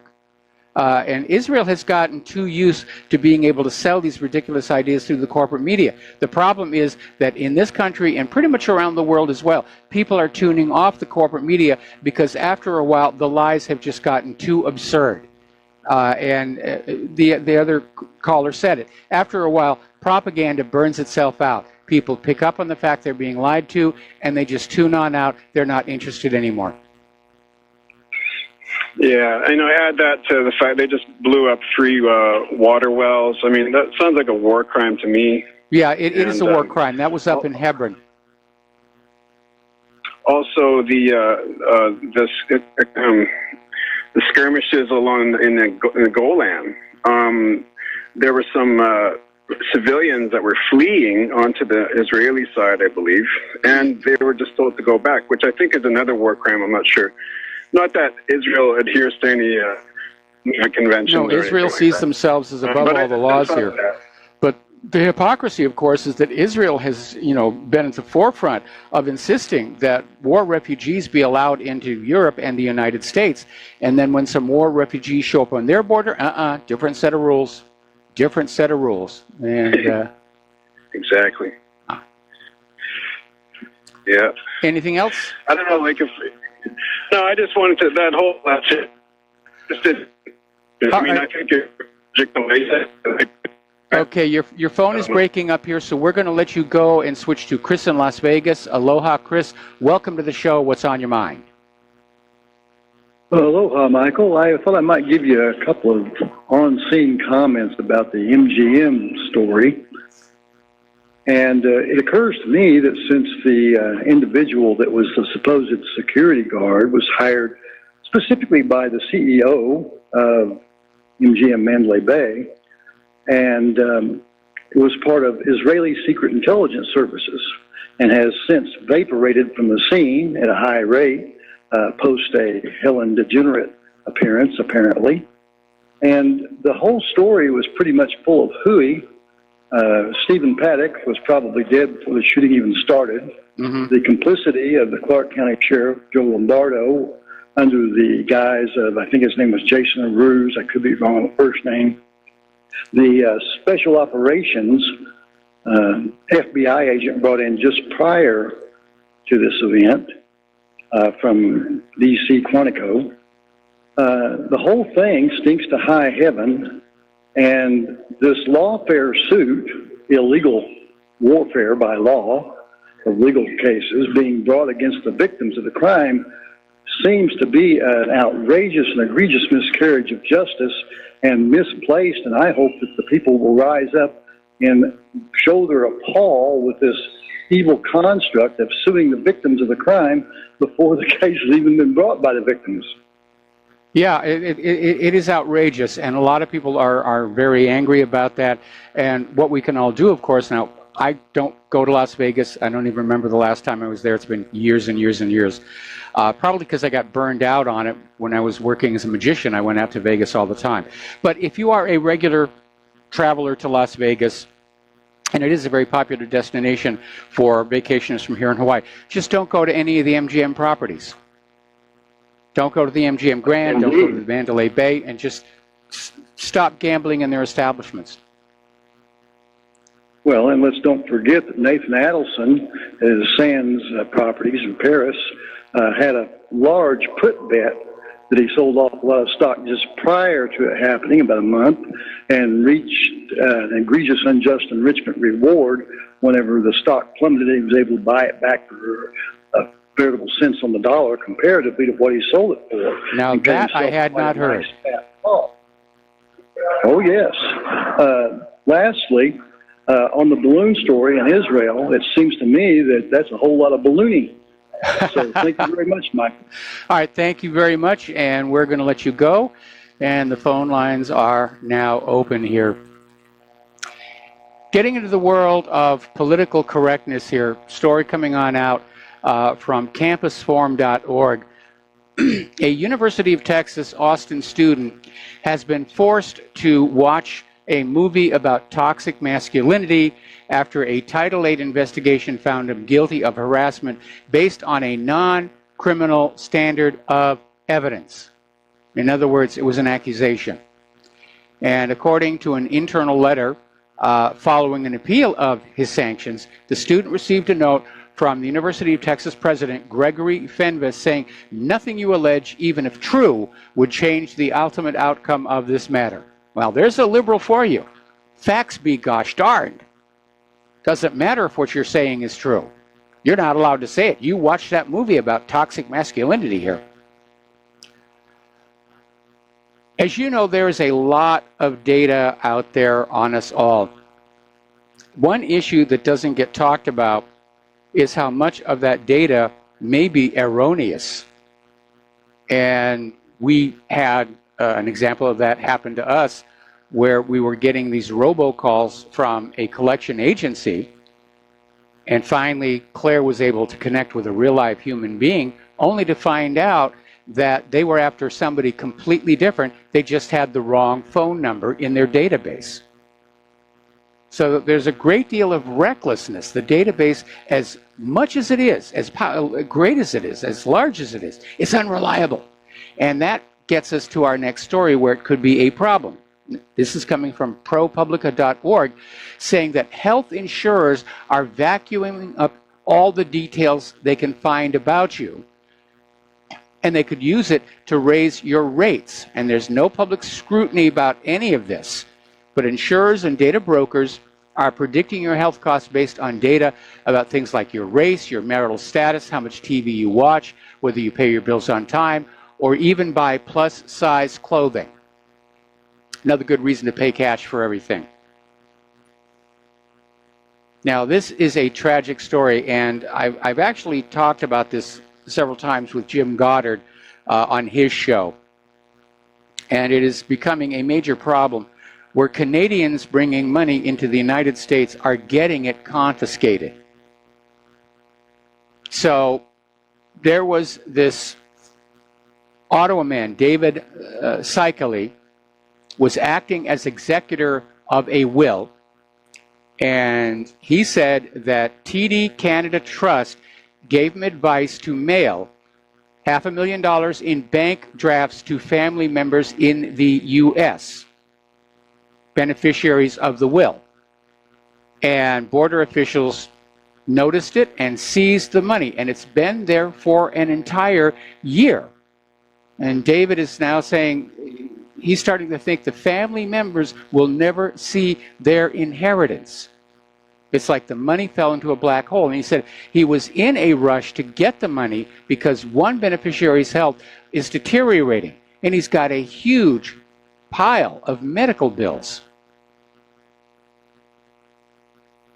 And a lot of Canadians are aware of this kind of treatment, and as a result, they're not coming to this country unless they have to. They're afraid to come into this country, and the stuff is just going to be taken from them. So, little article coming on out from townhall.com about and I was talking about this before, how entertainment shows are vehicles for propaganda. And in the context of this article, it's gun control propaganda. Now, when I was a kid, we had Roy Rogers, and we had Western shows, and, you know, Bang Bang, and the good guys would always shoot the bad guys and so forth. And we know that up until very recently, guns played a large role in a lot of TV shows. But have you noticed ever since MacGyver in the 1980s, less and less of these shows are using guns. In fact, more and more are expressing an aversion to them. And apparently they're getting to remake MacGyver because nobody in Hollywood can come up with an original idea. And he's going to have the aversion to guns. And apparently this spring on ABC's The Crossing, the sheriff's young son says, "I don't like guns," when a deputy suggests he may someday replace his father. So they're pushing the anti-gun propaganda in Hollywood. And, you know, that may be another reason why people aren't watching all that much. And, boy, there was that, the sequel to Mamma Mia. Boy, did that bomb at the box office. Oh, my goodness here. By the way, the movie I was trying to remember the other day, it was called Shock and Awe, about how the Knight Ridder newspaper basically blew the whistle on the fact that we went to war in Iraq on the basis of a lie of weapons of mass destruction. Now, the film is being dissed by the corporate media, obviously, and they're saying it's a disaster, don't go to see it. But I watched it. Claire and I watched it. It's a good movie, and it tells a good story, and it's got a stellar cast. So it's on cable, it's on pay-per-view, it's called Shock and Awe. It is well worth taking a look at. Now, getting on over to Mark Zuckerberg. Oh, boy, talk about arrogance. And responding to the furious backlash, the public backlash about censorship, Mark Zuckerberg is saying, well, yeah, InfoWars can stay on Facebook, but its content will be censored and shadow banned. So we're still in control. You know, Mark Zuckerberg is starting to remind me of the control voice in the old TV series, The Outer Limits. We will control all that you see and hear. It's exactly what he sounds like right now. So he's now backtracking on his pledge that the social network will not ban those who question the official story of the Holocaust. And again, they want to take away freedom of speech for us ordinary people. They want freedom of speech for the corporate media and for themselves, obviously. They don't want us talking to each other. They don't want us being able to communicate on a massive level with each other. They're trying to figure out a way to shut that down without getting one of those pesky First Amendment lawsuits here. Now, a lot of people have been saying because of Facebook's arrogance and abuse of its near monopoly position that it's time to break up Facebook the way the Bell telephone company was broken up way ago. And Zuckerberg is out there trying, obviously, to fend that off, saying the breakup of Facebook will lead to Chinese tech dominance. Now, I'm not sure where he's getting that from. I mean, the Chinese are doing really great things with technology. That fast telescope that they've built, it's just absolutely amazing. Zuckerberg is just saying this. He doesn't want to lose his monopoly. But I'm in agreement with those who think these should all be broken up. We need to bring back competition to the field of social media. Because all these big shots, Twitter, Facebook, Google, YouTube, they're all starting to act as gatekeepers for corporate agendas, for the U.S. government agenda, for the war agenda, for Israel's agenda. That makes them really useless for ordinary people to have a discussion on. The only thing they're valuable for is posting pictures about your latest adventure at the beach or funny kitten videos or something like that. Now, getting on back to China, China is making great inroads on artificial intelligence. As we reported earlier in the week, they've actually come up with an AI that can diagnose brain tumors. And it is already faster and more accurate than the human doctors. So there's a question. Who and what will artificial intelligence serve? And China is saying the needs of the public and the economy, and the U.S. is saying militarize it, turn it into a weapon. We'll be right back after these few words. And aloha, America. Welcome back to our show here. And somebody just posted an interesting article at whatreallyhappened.com. Apparently, YouTube, when you go on in and you do a news-related search, what will come up at the very top are the corporate media channels like CNN, MSNBC, and so forth. And the independent media channels, which is why people were going to YouTube in the first place, are way down at the bottom if they show up at all. So I'm working on getting a new account set up at real.video. Maybe I'll get to that this weekend in my copious amounts of free time. So another story here, as you know, we all love our smartphones here, but it turns out some are unfortunately prone to failure. And so looking at this article coming out of techrepublic.com, they're naming the worst phones, meaning the least reliable for both the Android and the iPhone. And the top failing Android device models are, I don't know how to pronounce it, Xiaomi, Redmi, Motorola Moto G 5S, the Lenovo K8 Note, HMD Global Nokia 6, Samsung Galaxy S7. Now, over in the iPhones, the least reliable models are the iPhone 6, the iPhone 6S, the iPhone 6S Plus, the iPhone 7 Plus, and the iPhone 6 Plus. So that's where they are. A lot of people are starting to say that people can actually have allergic reactions to some of the materials being used in the construction of those phones. So we're going to have to look at that. Now, over at Instagram, just to show you how this is going on,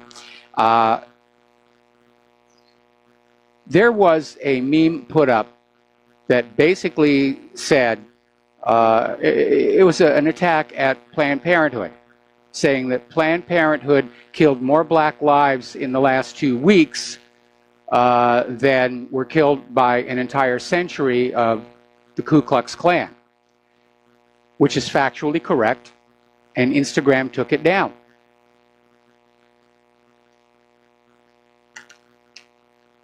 They're feeling their agenda fall apart. They don't want challenges to abortion and Planned Parenthood. They're in a panic here. Apparently, there's a new bit of skullduggery going out on the net.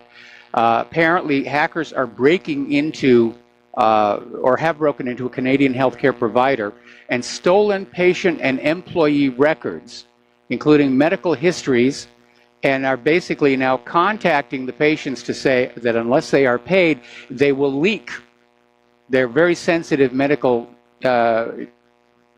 circumstances, their conditions online, which for people who are dealing with an STD or something, that could be a problem. All right, we got to take a break for station identification. We'll be back with the lovely Lady Claire after these few words. And aloha, America. Welcome back to our show here, hour number 3. And for those of you watching on YouTube, this gorgeous creature sitting next to me is the lovely Lady Claire, who, as always, joins us on hour number 3 of our Fridays. And what's the first thing you want to talk about today? Well, the first thing I wanted to talk about and add a little to, I know that you mentioned it toward the beginning of the show, this whole situation with Maxine Waters. And all I could think, she was, as most of you know, terrified that the Oath Keepers were going to come to her office and do something violent. Well, they never showed up. And the supporters set fire to the American flag, and some LA residents joined activist groups as well as union, church leaders, and more for the midday demonstrations. Now, as Mike said, the burning of the flag is constitutionally protected under a Supreme Court ruling. But I hope that you get a chance to look at these images and think about it. You know, I have to wonder, Mike, which of these people who legitimately came to protest believed for 1 second that their lives were going to be changed by it or made better. Can you explain this to me after she's been in power almost 40 years? And if you live in LA and you know where Compton is, the area she represents is very rough. It's not doing well at all, which begs the question of just how is it she gets reelected all this time? I mean, Compton is so rough. She does own a residence there, an address, because technically you have to have an address in the district you represent. Oh, but she lives in Hancock Park, which, again, if you know LA, is one of the more Tony and in some areas gated and guarded part I think of the her forest. house is something like a $4 million house, so she's doing really well, while her constituents are not doing well at all. But yeah, this rabble-rousing, if you will, strikes me as very dangerous. And maybe the goal is to try and actually create rioting all across America where somebody gets to declare a national emergency and complete the transition. Let's see. Okay, I'm being asked to move your mic back just a little bit. Okay, thank you. There we All are. right, okay. All right. And did some of these demonstrators come from one of those rent-a-mob companies? And Craigslist had an ad, 15 an hour to protest at the Trump rally. So we know these organizations exist.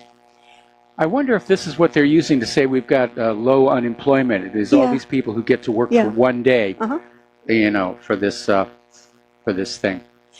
And in looking, and I say this not in any derogatory way to the protesters who were sincerely there and don't feel that their lives are doing well, were any of these demonstrators chided by their employers for being late coming back from lunch because they participated in the demonstration? Well, I would imagine probably a lot of them are actually on food stamps and welfare. And, you know, Compton's not a lot of jobs in Compton, you know, unless you're a motorcycle mechanic.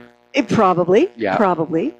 Some very interesting things about Waters' background. She was charged by the Senate Ethics Committee on 3 counts, and as Mike just mentioned, Compton is so crime and gang filled, she won't even live there, you know. And I'm very glad that the Oath Keepers did not show up, because they didn't want to risk a violent confrontation, thought better of it, and stayed away. You know, and I would very much, something I did yesterday that I want to share with our readers and listeners. In commenting on this potential for this Oath Keepers demonstration that never happened, I did something rather momentous for me. I have invited Maxine Waters to our home for tea. You heard me correctly. The next time she is on Oahu. Now, I wouldn't place bets. I had nothing to do with this. I wouldn't place bets that she's going to show up. But I said, could we possibly talk and reason together, you know, in a reasonable kind of way, and talk about it and see if we can find some areas where she and I might agree. You know, we are both sister Christians, I believe, and I'd like to hope that and some civility would count for something, you know. And, but I don't know. Are you trying to get back up to the top? Yes, I'm trying to get back up to the top. Thank you. Okay. And he has a wonderful shortcut. Yes, okay. let me just get this All for you. right, okay. But yes, Maxine Waters. Too many buttons. Yes. Come to tea at our place, at the Rivero home. Okay. Yeah. There we are. We're all set. I'd like to focus now on the insanity that's been this last week relative to President Trump and Putin. Yes. And there was an article recently that for more than a decade, out of New York Slimes, for more than a decade, Russia has meddled in elections around the world, supported brutal dictators, and invaded sovereign nations, all to the detriment of United States interests, and I think we have a shout-out. Well, yeah, we just have a shout-out to our on-air affiliates who are rejoining the network. And I see you've already made the connection up here to displacement projection syndrome, because everything that is in that quote from the New York Slimes is what the U.S. has been doing. hello. The U.S. has been meddling in elections all over the world. The U.S. is invading sovereign nations, and the U.S. supported brutal dictators like the Shah of Iran, Pinochet, early on, Saddam Hussein.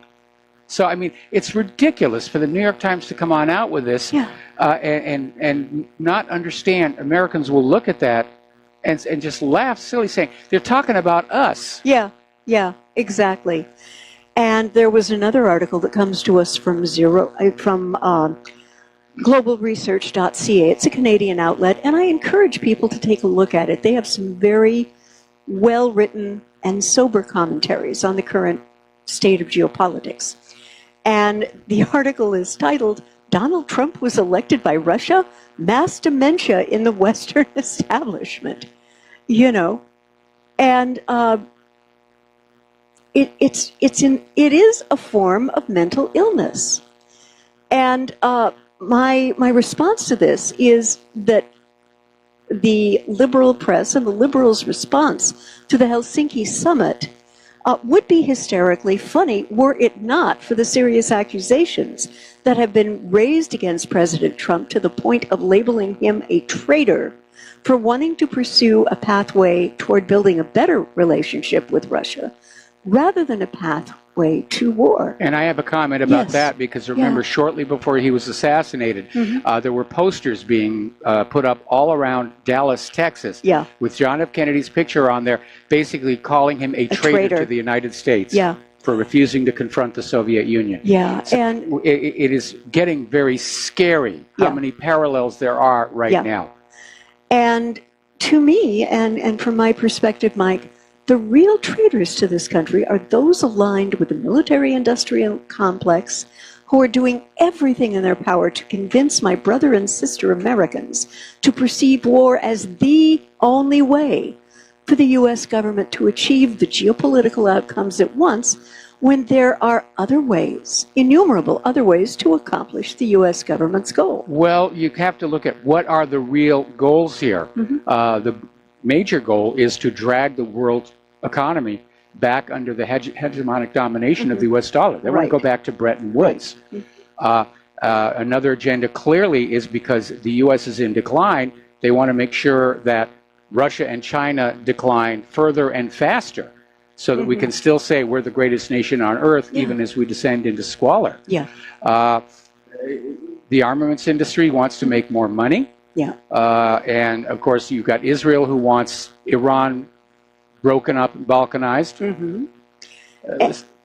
And there is another piece, again, from a source that I like to link to. It's called Zero Hedge. And the title of the article is "The New Handmaids of the Warfare State, Democrats and the Liberal Media."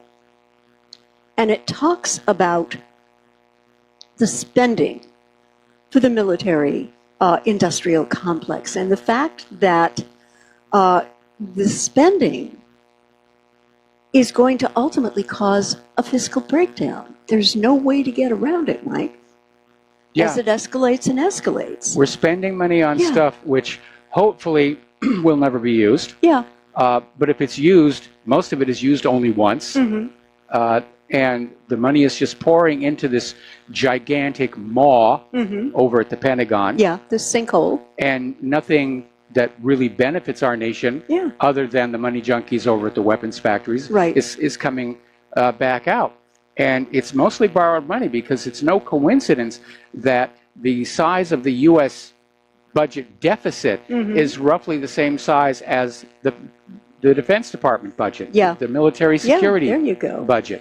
And I have something I want to share with our audience, because I watched while the press conference was being held on Monday in Helsinki. And when I saw President Trump in that press conference with President Putin, and they were talking about potentials that could happen for peace, and peace won on the basis of hard-won moral negotiations, President Trump, with whose administration I have a hug and a very gentle, not hurting punch relationship, was speaking for and to me. Claire Rivero, composer, church music lady, me. I was very impressed by the sanity that I saw breaking out.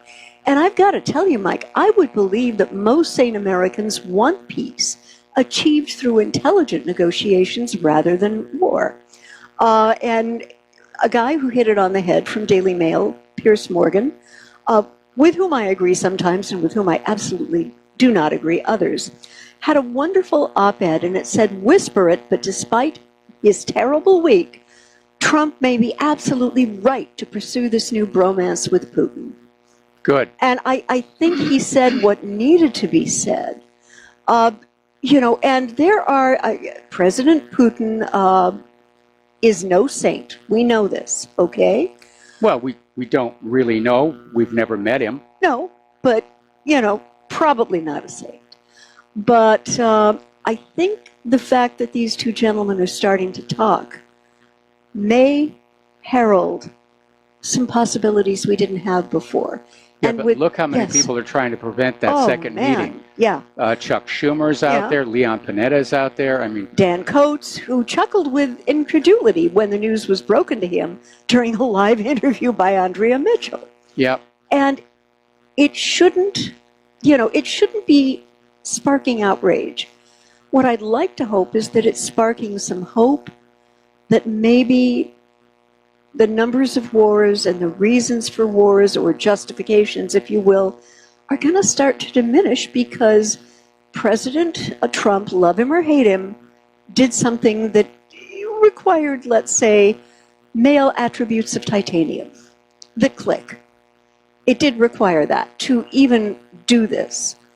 And I hope that the tenor and what I'm feeling is this rising fury it's like from a misdirected magic trick, It is. Yeah. And, see, the military-industrial complex and its allies in Congress, like, John McCain, they have been trying to rebuild the Cold War for years now. Yeah.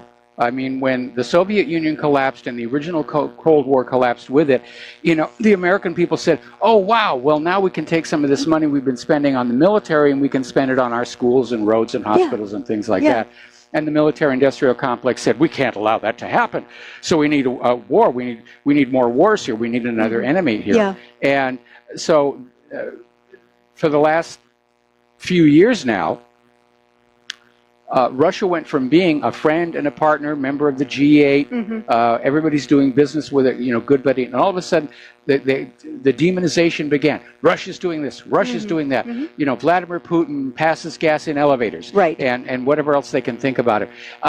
Because they need an enemy to be able to go on scaring us out of our money and the lives of our children. It's a very Israeli tactic, by the way. Well, but for those of us who lived through the first Cold War, we realize it's all a giant bluff. Yeah. I grew up in an age where we were constantly being warned that the Soviets were going to nuke us, they were going to invade our shores, they were going to force socialized medicine on us, and all this other stuff. It never happened. No. The only time we actually got close to a real conflict with the Soviet Union was the Cuban Missile Crisis, and the U.S. provoked that by putting those Pershing nuclear-tipped missiles into Turkey. Yeah, yeah. And, for all you may think of him or want to say about him, let's give the guy a little bit of credit on both this as opening up dialogue. The same with Kim Jong-un in North Korea. I'm hoping that is going to bear fruit. But I think that we really need to give this guy a little credit for doing what a lot of other American presidents didn't seem to be able to do. He's opening some doors.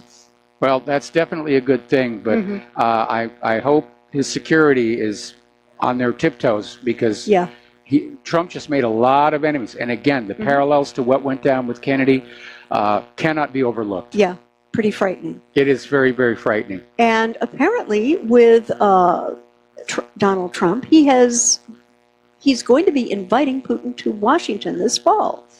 And I think that's another good move. I would agree with you on that, but again, just like they tried to sabotage the first summit between them, the powers that be, the war party, they're already out there saying, no, this can't happen, this can't happen. And especially trying to pry into what Putin and Trump talked about in that closed-door meeting, And they're basically violating the separation of powers doctrine. Oh, yeah. Because you've got Leon Panetta saying, we have a right to know what was going on in there. Yeah. And Schumer is saying, no more meetings until we know what was in there. Now, fortunately, Congress voted down the bill to force the translator who had been in the room to testify under oath. So it's a little bit of good news on that one. Yeah, and the other ironic thing is Putin doesn't need a translator. His he English speaks is excellent absolutely brilliant. And I have to say, and there are some things, as I've said, I'm not happy about the Trump administration with, but this is one where I am, because in my world, I will take honest negotiations over war anytime, Mike. Well, I would as well, but the problem is you've got all those people who make money off of war. Again, I'm sure that we have right now a lot of members of Congress who, because of 17 years of ongoing war, their stock portfolios are loaded up with all these defense stocks. Yeah. And if all of a sudden peace breaks out, they're going to lose all that money and they're going to be very unhappy. They'll cry. Yes, they will cry. I know. And so, yeah. Turning over domestically here, there has been yet another road rage incident on the part of a police officer in Indianapolis who beat an innocent cancer patient for telling him to slow down. Now, it was the cancer patient who told the cop to slow down because there's apparently a speeding problem on that street, and it was an undercover cop in an unmarked car. Yes. So the cancer patient didn't realize it was a cop, but the cop was doing about 50 miles an hour.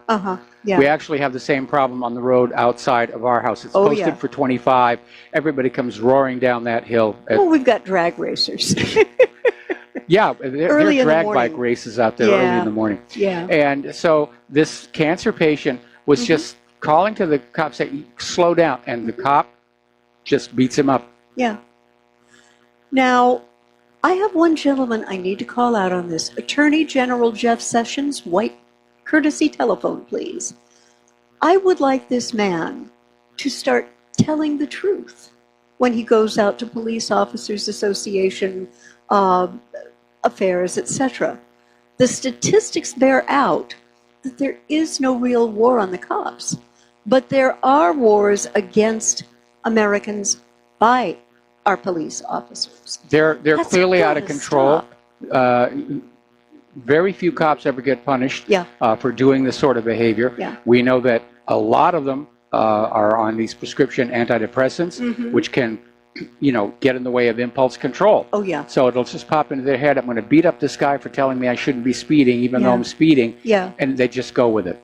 Yeah, it's, well, you've told the stories that many times someone had poor impulse control and was going to do something awful and they got stopped and they get asked, why were you going to do this? And they have no idea. No, they don't. We got to take a break for commercials and we will be right back. And aloha, America. Welcome back to our show here. And before we turn back here to the Lady Claire, Fox News has just confirmed something I reported earlier in the program. We're talking about the friction along the border with Gaza, that yes, an IDF soldier was in fact shot and killed by a Hamas sniper. And I imagine that must have come as a bit of a shock for all these Israeli snipers who've just been firing into these crowds with impunity all these weeks. And all of a sudden there's bullets coming back at them and be a look of shock on their face. Saying, they're shooting back. Are they allowed to do that? Yeah. I didn't think so.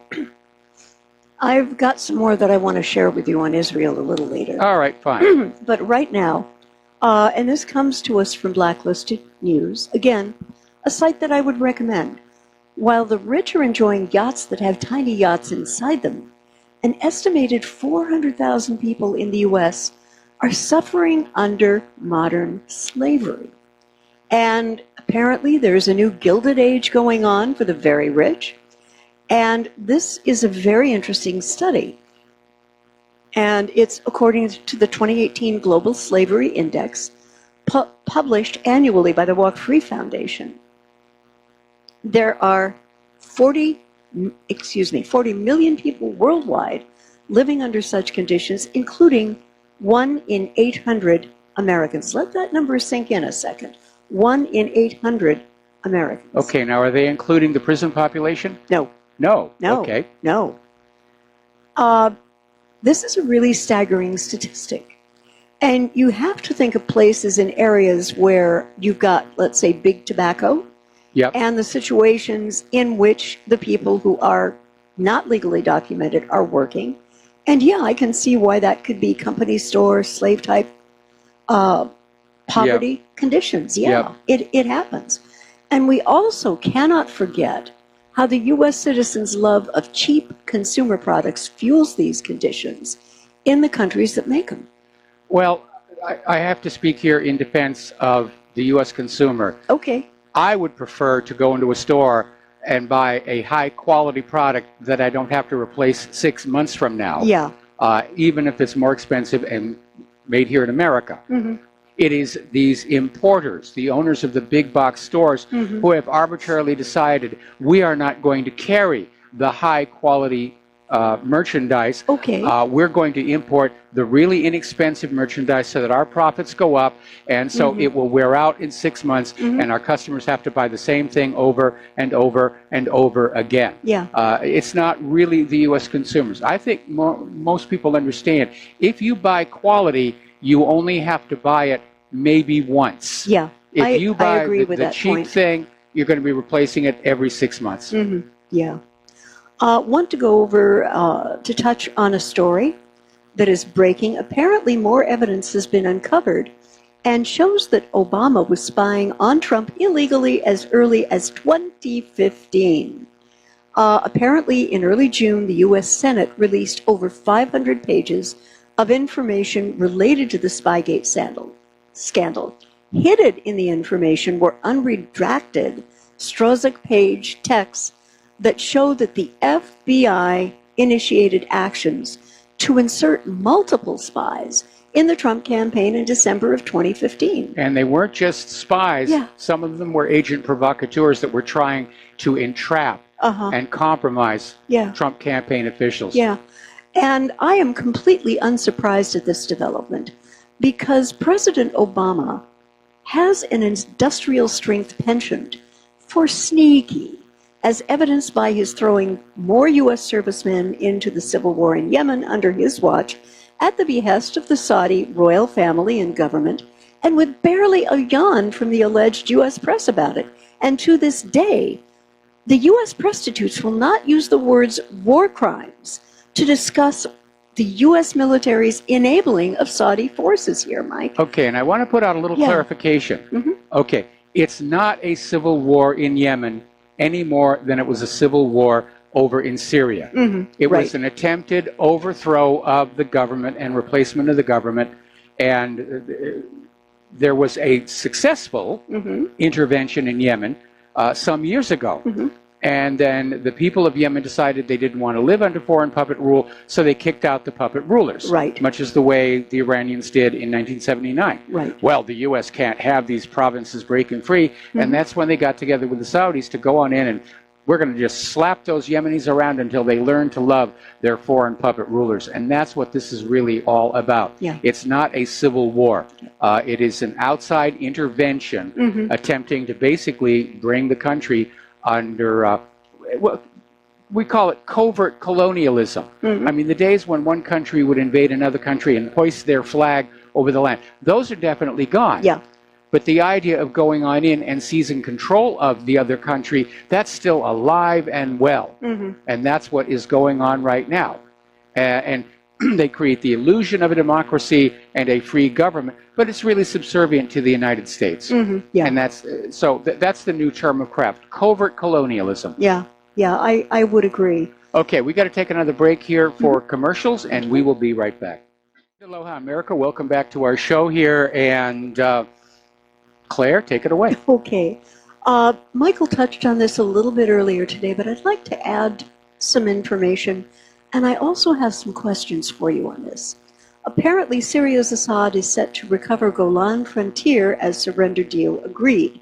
Now, this is not sourced, which makes it a little bit of icky-sticky, but, you know, it would be nice to hope that this is going to happen. Well, actually, it was just on Fox News. Okay. the militants down along that Golan border have surrendered. Syria is now back in control. Okay. And hopefully, if everybody just settles down and stays calm, that will be the end of it there. But the questions I have, because as we know, Israel is now occupying the Golan and selling the oil and natural gas underneath, right? The question is here, to what lengths will Russia and al-Assad go to recover the Golan from Israel? And what lengths will Israel go to keep it? And the other question, Mike, I'd like you to answer is, what can we do to keep the U.S. from getting caught up in this fight, which could well turn into a hot war against Russia in Syria over the Golan? How do we keep that from happening? Well, I think Assad would be well advised to just write off the Golan, because on that path lies madness. It would result in a war between Israel and Syria, and Syria's already they've been at war for 7 years, and they need to rebuild. What lengths would Russia do? I think Putin would sit this one out. He doesn't want to have any part of it because of the possibility that the United States would come in on Israel's side and we get into a direct confrontation. I would say probably, who knows? The proper thing would be for Syria to go to the United Nations, but as long as the U.S. ambassador to the Security Council uses the veto, the UN really can't do anything about it. And Nikki Haley will.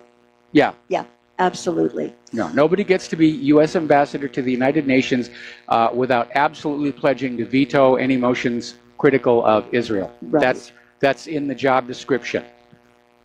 Make coffee, copy things, veto anti-Israel resolution. Okay, I don't think it's quite that simplistic. Oh, okay. The Pentagon is stating that U.S.-backed militias in Syria are holding 600 foreign fighters in custody. And it's like, what are they going to do with them?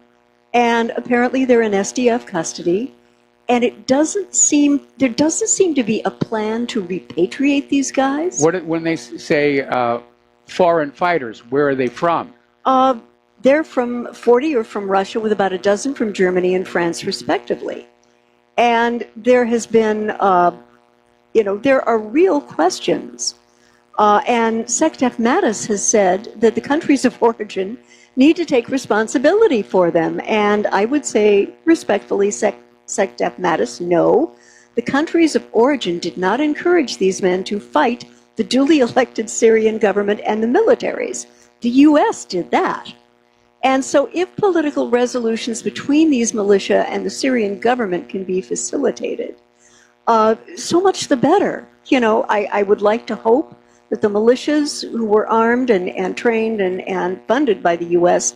and the Syrian government are going to start a real dialogue and get these guys home. Well, the problem I have is that I am certain, pardon me, I'm certain there are still people in the military-industrial complex inside the deep state who are still trying to figure out some way they can turn this around and go back against Assad. Either a new false flag chemical weapon attack.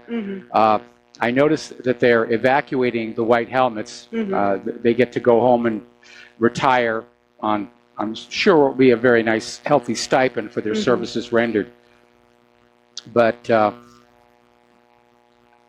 we're not out of this until we're really out of it. And the big issue, of course, is we have SecDef Mattis saying that the United States must stay in Syria to prevent the reemergence of ISIS. And again, the issue here is that Syria has invited Russia to be there. Russia's done a very, very good job of cleaning out the U.S.-backed terrorists. The United States legally does not have any basis to be in Syria. There's no UN Security Council resolution authorizing it. There's been no declaration of war by the Congress. It's just the executive branch saying, I feel like going into Syria today because, there's nothing good on TV. Let's invade Syria. There was something else that came to us from, What Does It Mean? And it's an opinion. One FBI text in Russia probe that should alarm every American. And they're characterizing Lisa Page and Peter Strzok as the don't text and investigate public service ads airing soon at an FBI office near you. Mm-hmm. And it's given the FBI a black eye, laying bare a raw political bias being brought into the workplace that agents are supposed to check at the door when they strap on their guns and badges. And it's no secret anymore that they openly discussed using the powers of their office to stop Trump from becoming president. The only question is whether any official acts they took in the Russian collusion probe were driven by those sentiments. And I mean, come on. That's going to be kind of hard to establish that causality in a court of law. Did you pick up on the story I mentioned earlier that Peter Strzok's wife is in charge of the investigation of the Clinton Foundation, which is why it's gone absolutely nowhere. They're all dirty. They're all dirty. These people are all just slimy, corrupt monsters. Turning my attention again toward Israel and Gaza, there was an article from Global Research. Gaza patients appeal to the world to save their lives. And they organized, these hospital patients, a sit-in in central Gaza City to appeal to the international community, Quds Press quoted Tuesday. And the sit-ins included patients who were wounded by Israel as well as rights groups. It took place in front of the Eretz crossing where Gazans can pass through to receive treatment in Israel or Palestinian hospitals in the West Bank. Except that crossing is now closed. Speakers at the sit-in said that Gaza's hospitals suffer from horrendous shortages in medicine, lab equipment, testing materials due to the PA sanctions and Israel's siege of the Strip. The patients called for the international community to save their lives by lifting the siege and the sanctions. Spokesperson for the Ministry of Health in Gaza, Ashraf Al-Qidra, called for immediate and unconditional end to the suffering of Gaza patients. And Mike, Israelis should be ashamed that Gaza patients have to do this in order to get attention to the appalling conditions of Gaza's hospital. Well, the problem is Israel has no shame. No, they have collectively had it surgically removed. They have shown themselves to be completely unrepentant. Yeah. They're still out there trying to act like they're the victims of these terror kites and terror balloons, and that it's perfectly justified for Israel to be shooting all of these protesters, unarmed protesters, with these expanding butterfly bullets. Nobody's buying it, though. I think the Bloody Monday massacre was a turning point. I would like to hope that you were correct on that. And here was another article that appeared in antiwar.com, another site that I commend to all of our readers and listeners. Israel declares itself an apartheid state, and governments must hold it accountable, by Omar Baghdouti. There was a statement released today by the Palestinian Boycott National Committee. Israel effectively declares itself an apartheid state. Palestinian civil society reacts to Israel's Jewish non-state law. No, nation-state law. Thank you. Today, they gave the final approval to the basic law, Israel as the nation-state of the Jewish people, that unambiguously defines Israel as a state that belongs exclusively to the Jewish people. Now, Mike, this is despite the fact that 1 in 5 citizens of Israel is an indigenous, non-Jewish Palestinian. Well, this is setting the stage for basically the final confiscation of Gaza and the West Bank and the forced deportation of the remaining Palestinians. Yeah.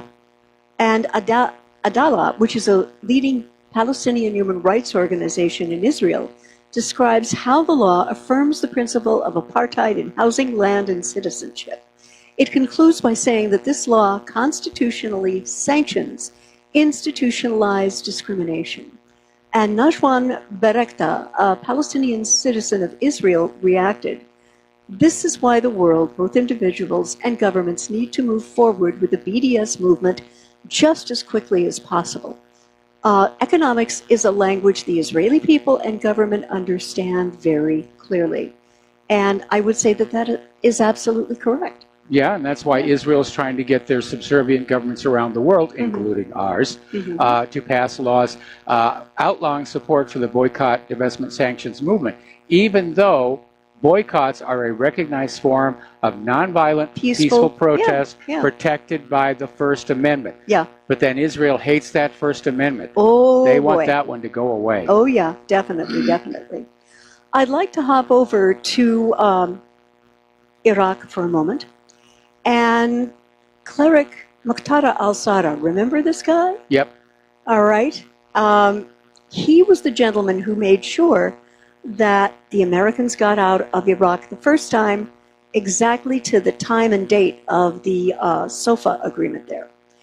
Well, apparently right now he is backing Iraqi protesters and calling for a delay in government formation. And his political bloc won Iraq's May 12th election, and he called on all politicians to delay efforts to form a new government until the demands of protesters seeking better services in the South are met. And he's very with the program. He's tweeting, the winning political parties in the election have to suspend all political dialogues for forming coalitions and until they meet protesters' rightful demands, he tweeted in his first public comment. Well, there is a problem, okay, because he's putting the cart before the horse. Yeah.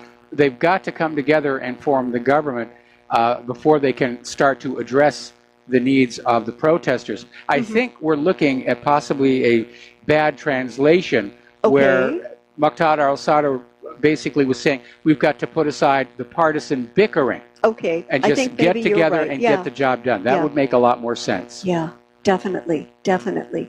But I'm glad that he seems to be listening to the people of Iraq, and he's trying to come up with a solution.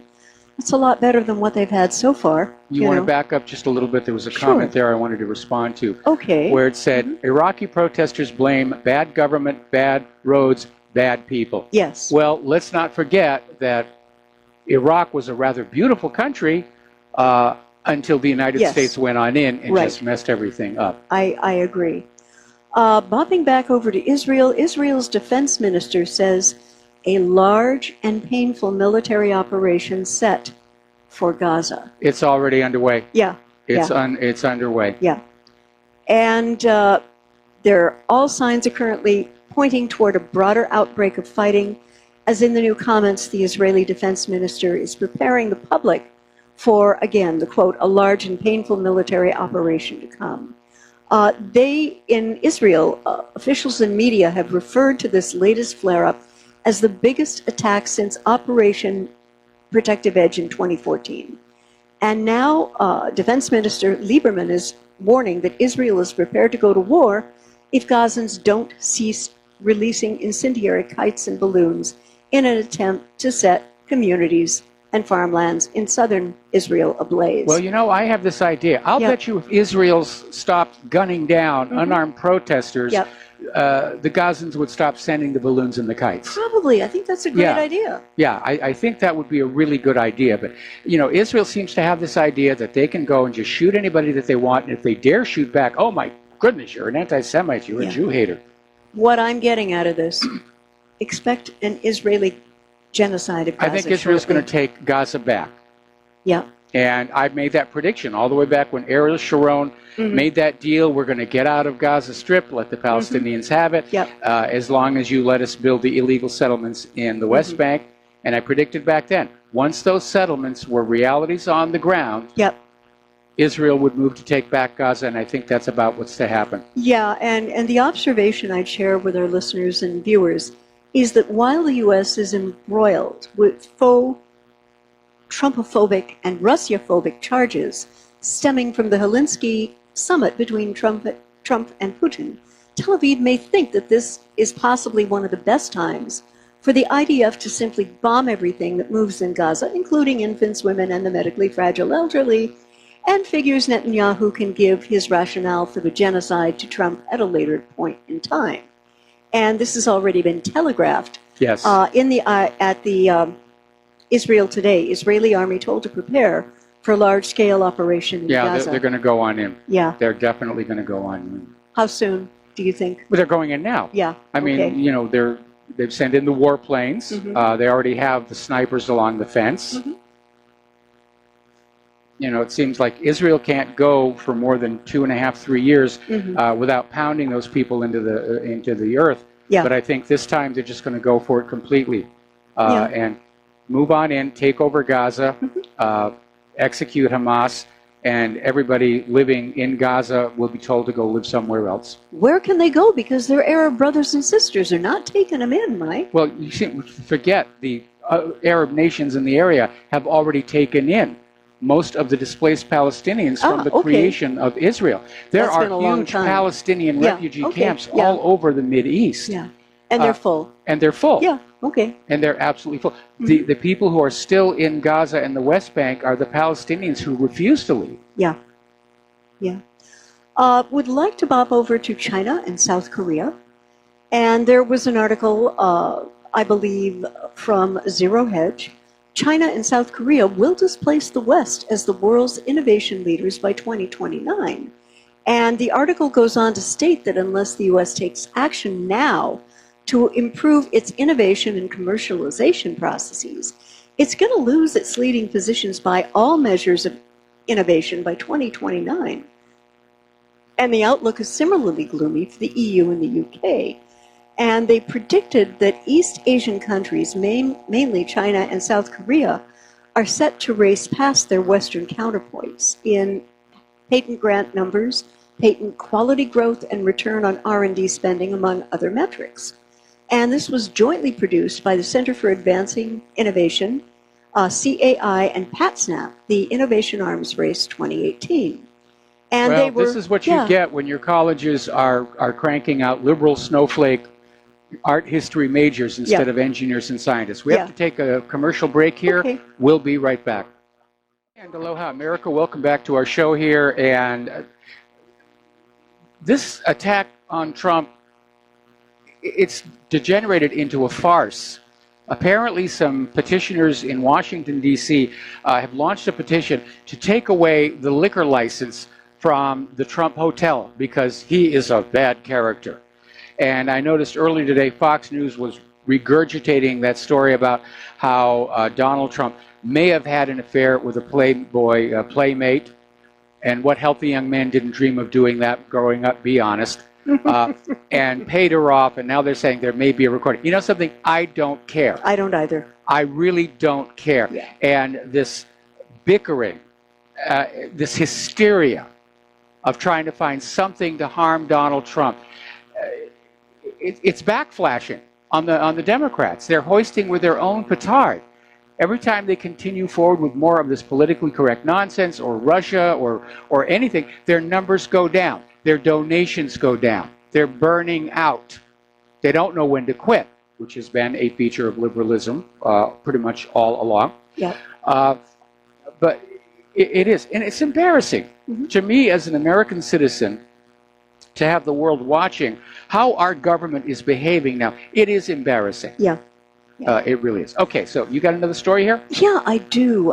This again came from Zero Hedge. Is China's day of reckoning coming? And it talks about deleveraging is policy in China now, financial policy. The shadow banking system is simply the system of financial transactions that happen outside of the banking system's oversight facility. And whenever China makes a substantive change to its monetary policy to burst another part of the shadow banking industry bubble, these bouts of deleveraging occur. And there is also a wave of bankruptcies and corporate bond defaults as well. And in this case, it's a coal mining company, Windtime Energy, who defaulted on CNY 11 billion of bonds this week. That's a lot. That's intense. There have been 18 such corporations doing bond defaults this year. There will likely be dozens, if not hundreds more. And this is because of the Trump-China trade war taking its toll on global trade. It's going to disrupt supply chains, which it already has. I believe Maersk filed for bankruptcy. Yes. And will cause sharper upward Well, demand. they haven't filed for bankruptcy, but they're definitely struggling. Yeah. And it's because they're trying to consolidate cargo. It's actually taking things like mail longer to get from the mainland to here in Hawaii. Yeah. Because I had somebody who mailed me 2 packages on the same day. One got here about a week ago. The other one is still somewhere out on the Pacific Ocean. Lost in translation. And another thing that we need to be concerned about, and this came to us from RT, from a gentleman whose last name I am probably going to slaughter, but I will try. Shatamasabi. Darius Shatamasabi from Russia Today. And apparently, the United States, Australia, and New Zealand are deeply concerned about Chinese influence expansion throughout the Pacific region. Well, there's our music. Okay. All right. Well, so they're all nervous about China. End of story. All right. This is it. End of our show for on this Pauhana Friday. Please stay tuned for John Stadmiller. I'm sure he's got lots of interesting things to share with you. And please share what we tell you with everybody that you know. Have a nice, safe weekend. Please donate to Republic Broadcasting. We'll talk to you on Monday. Aloha, America.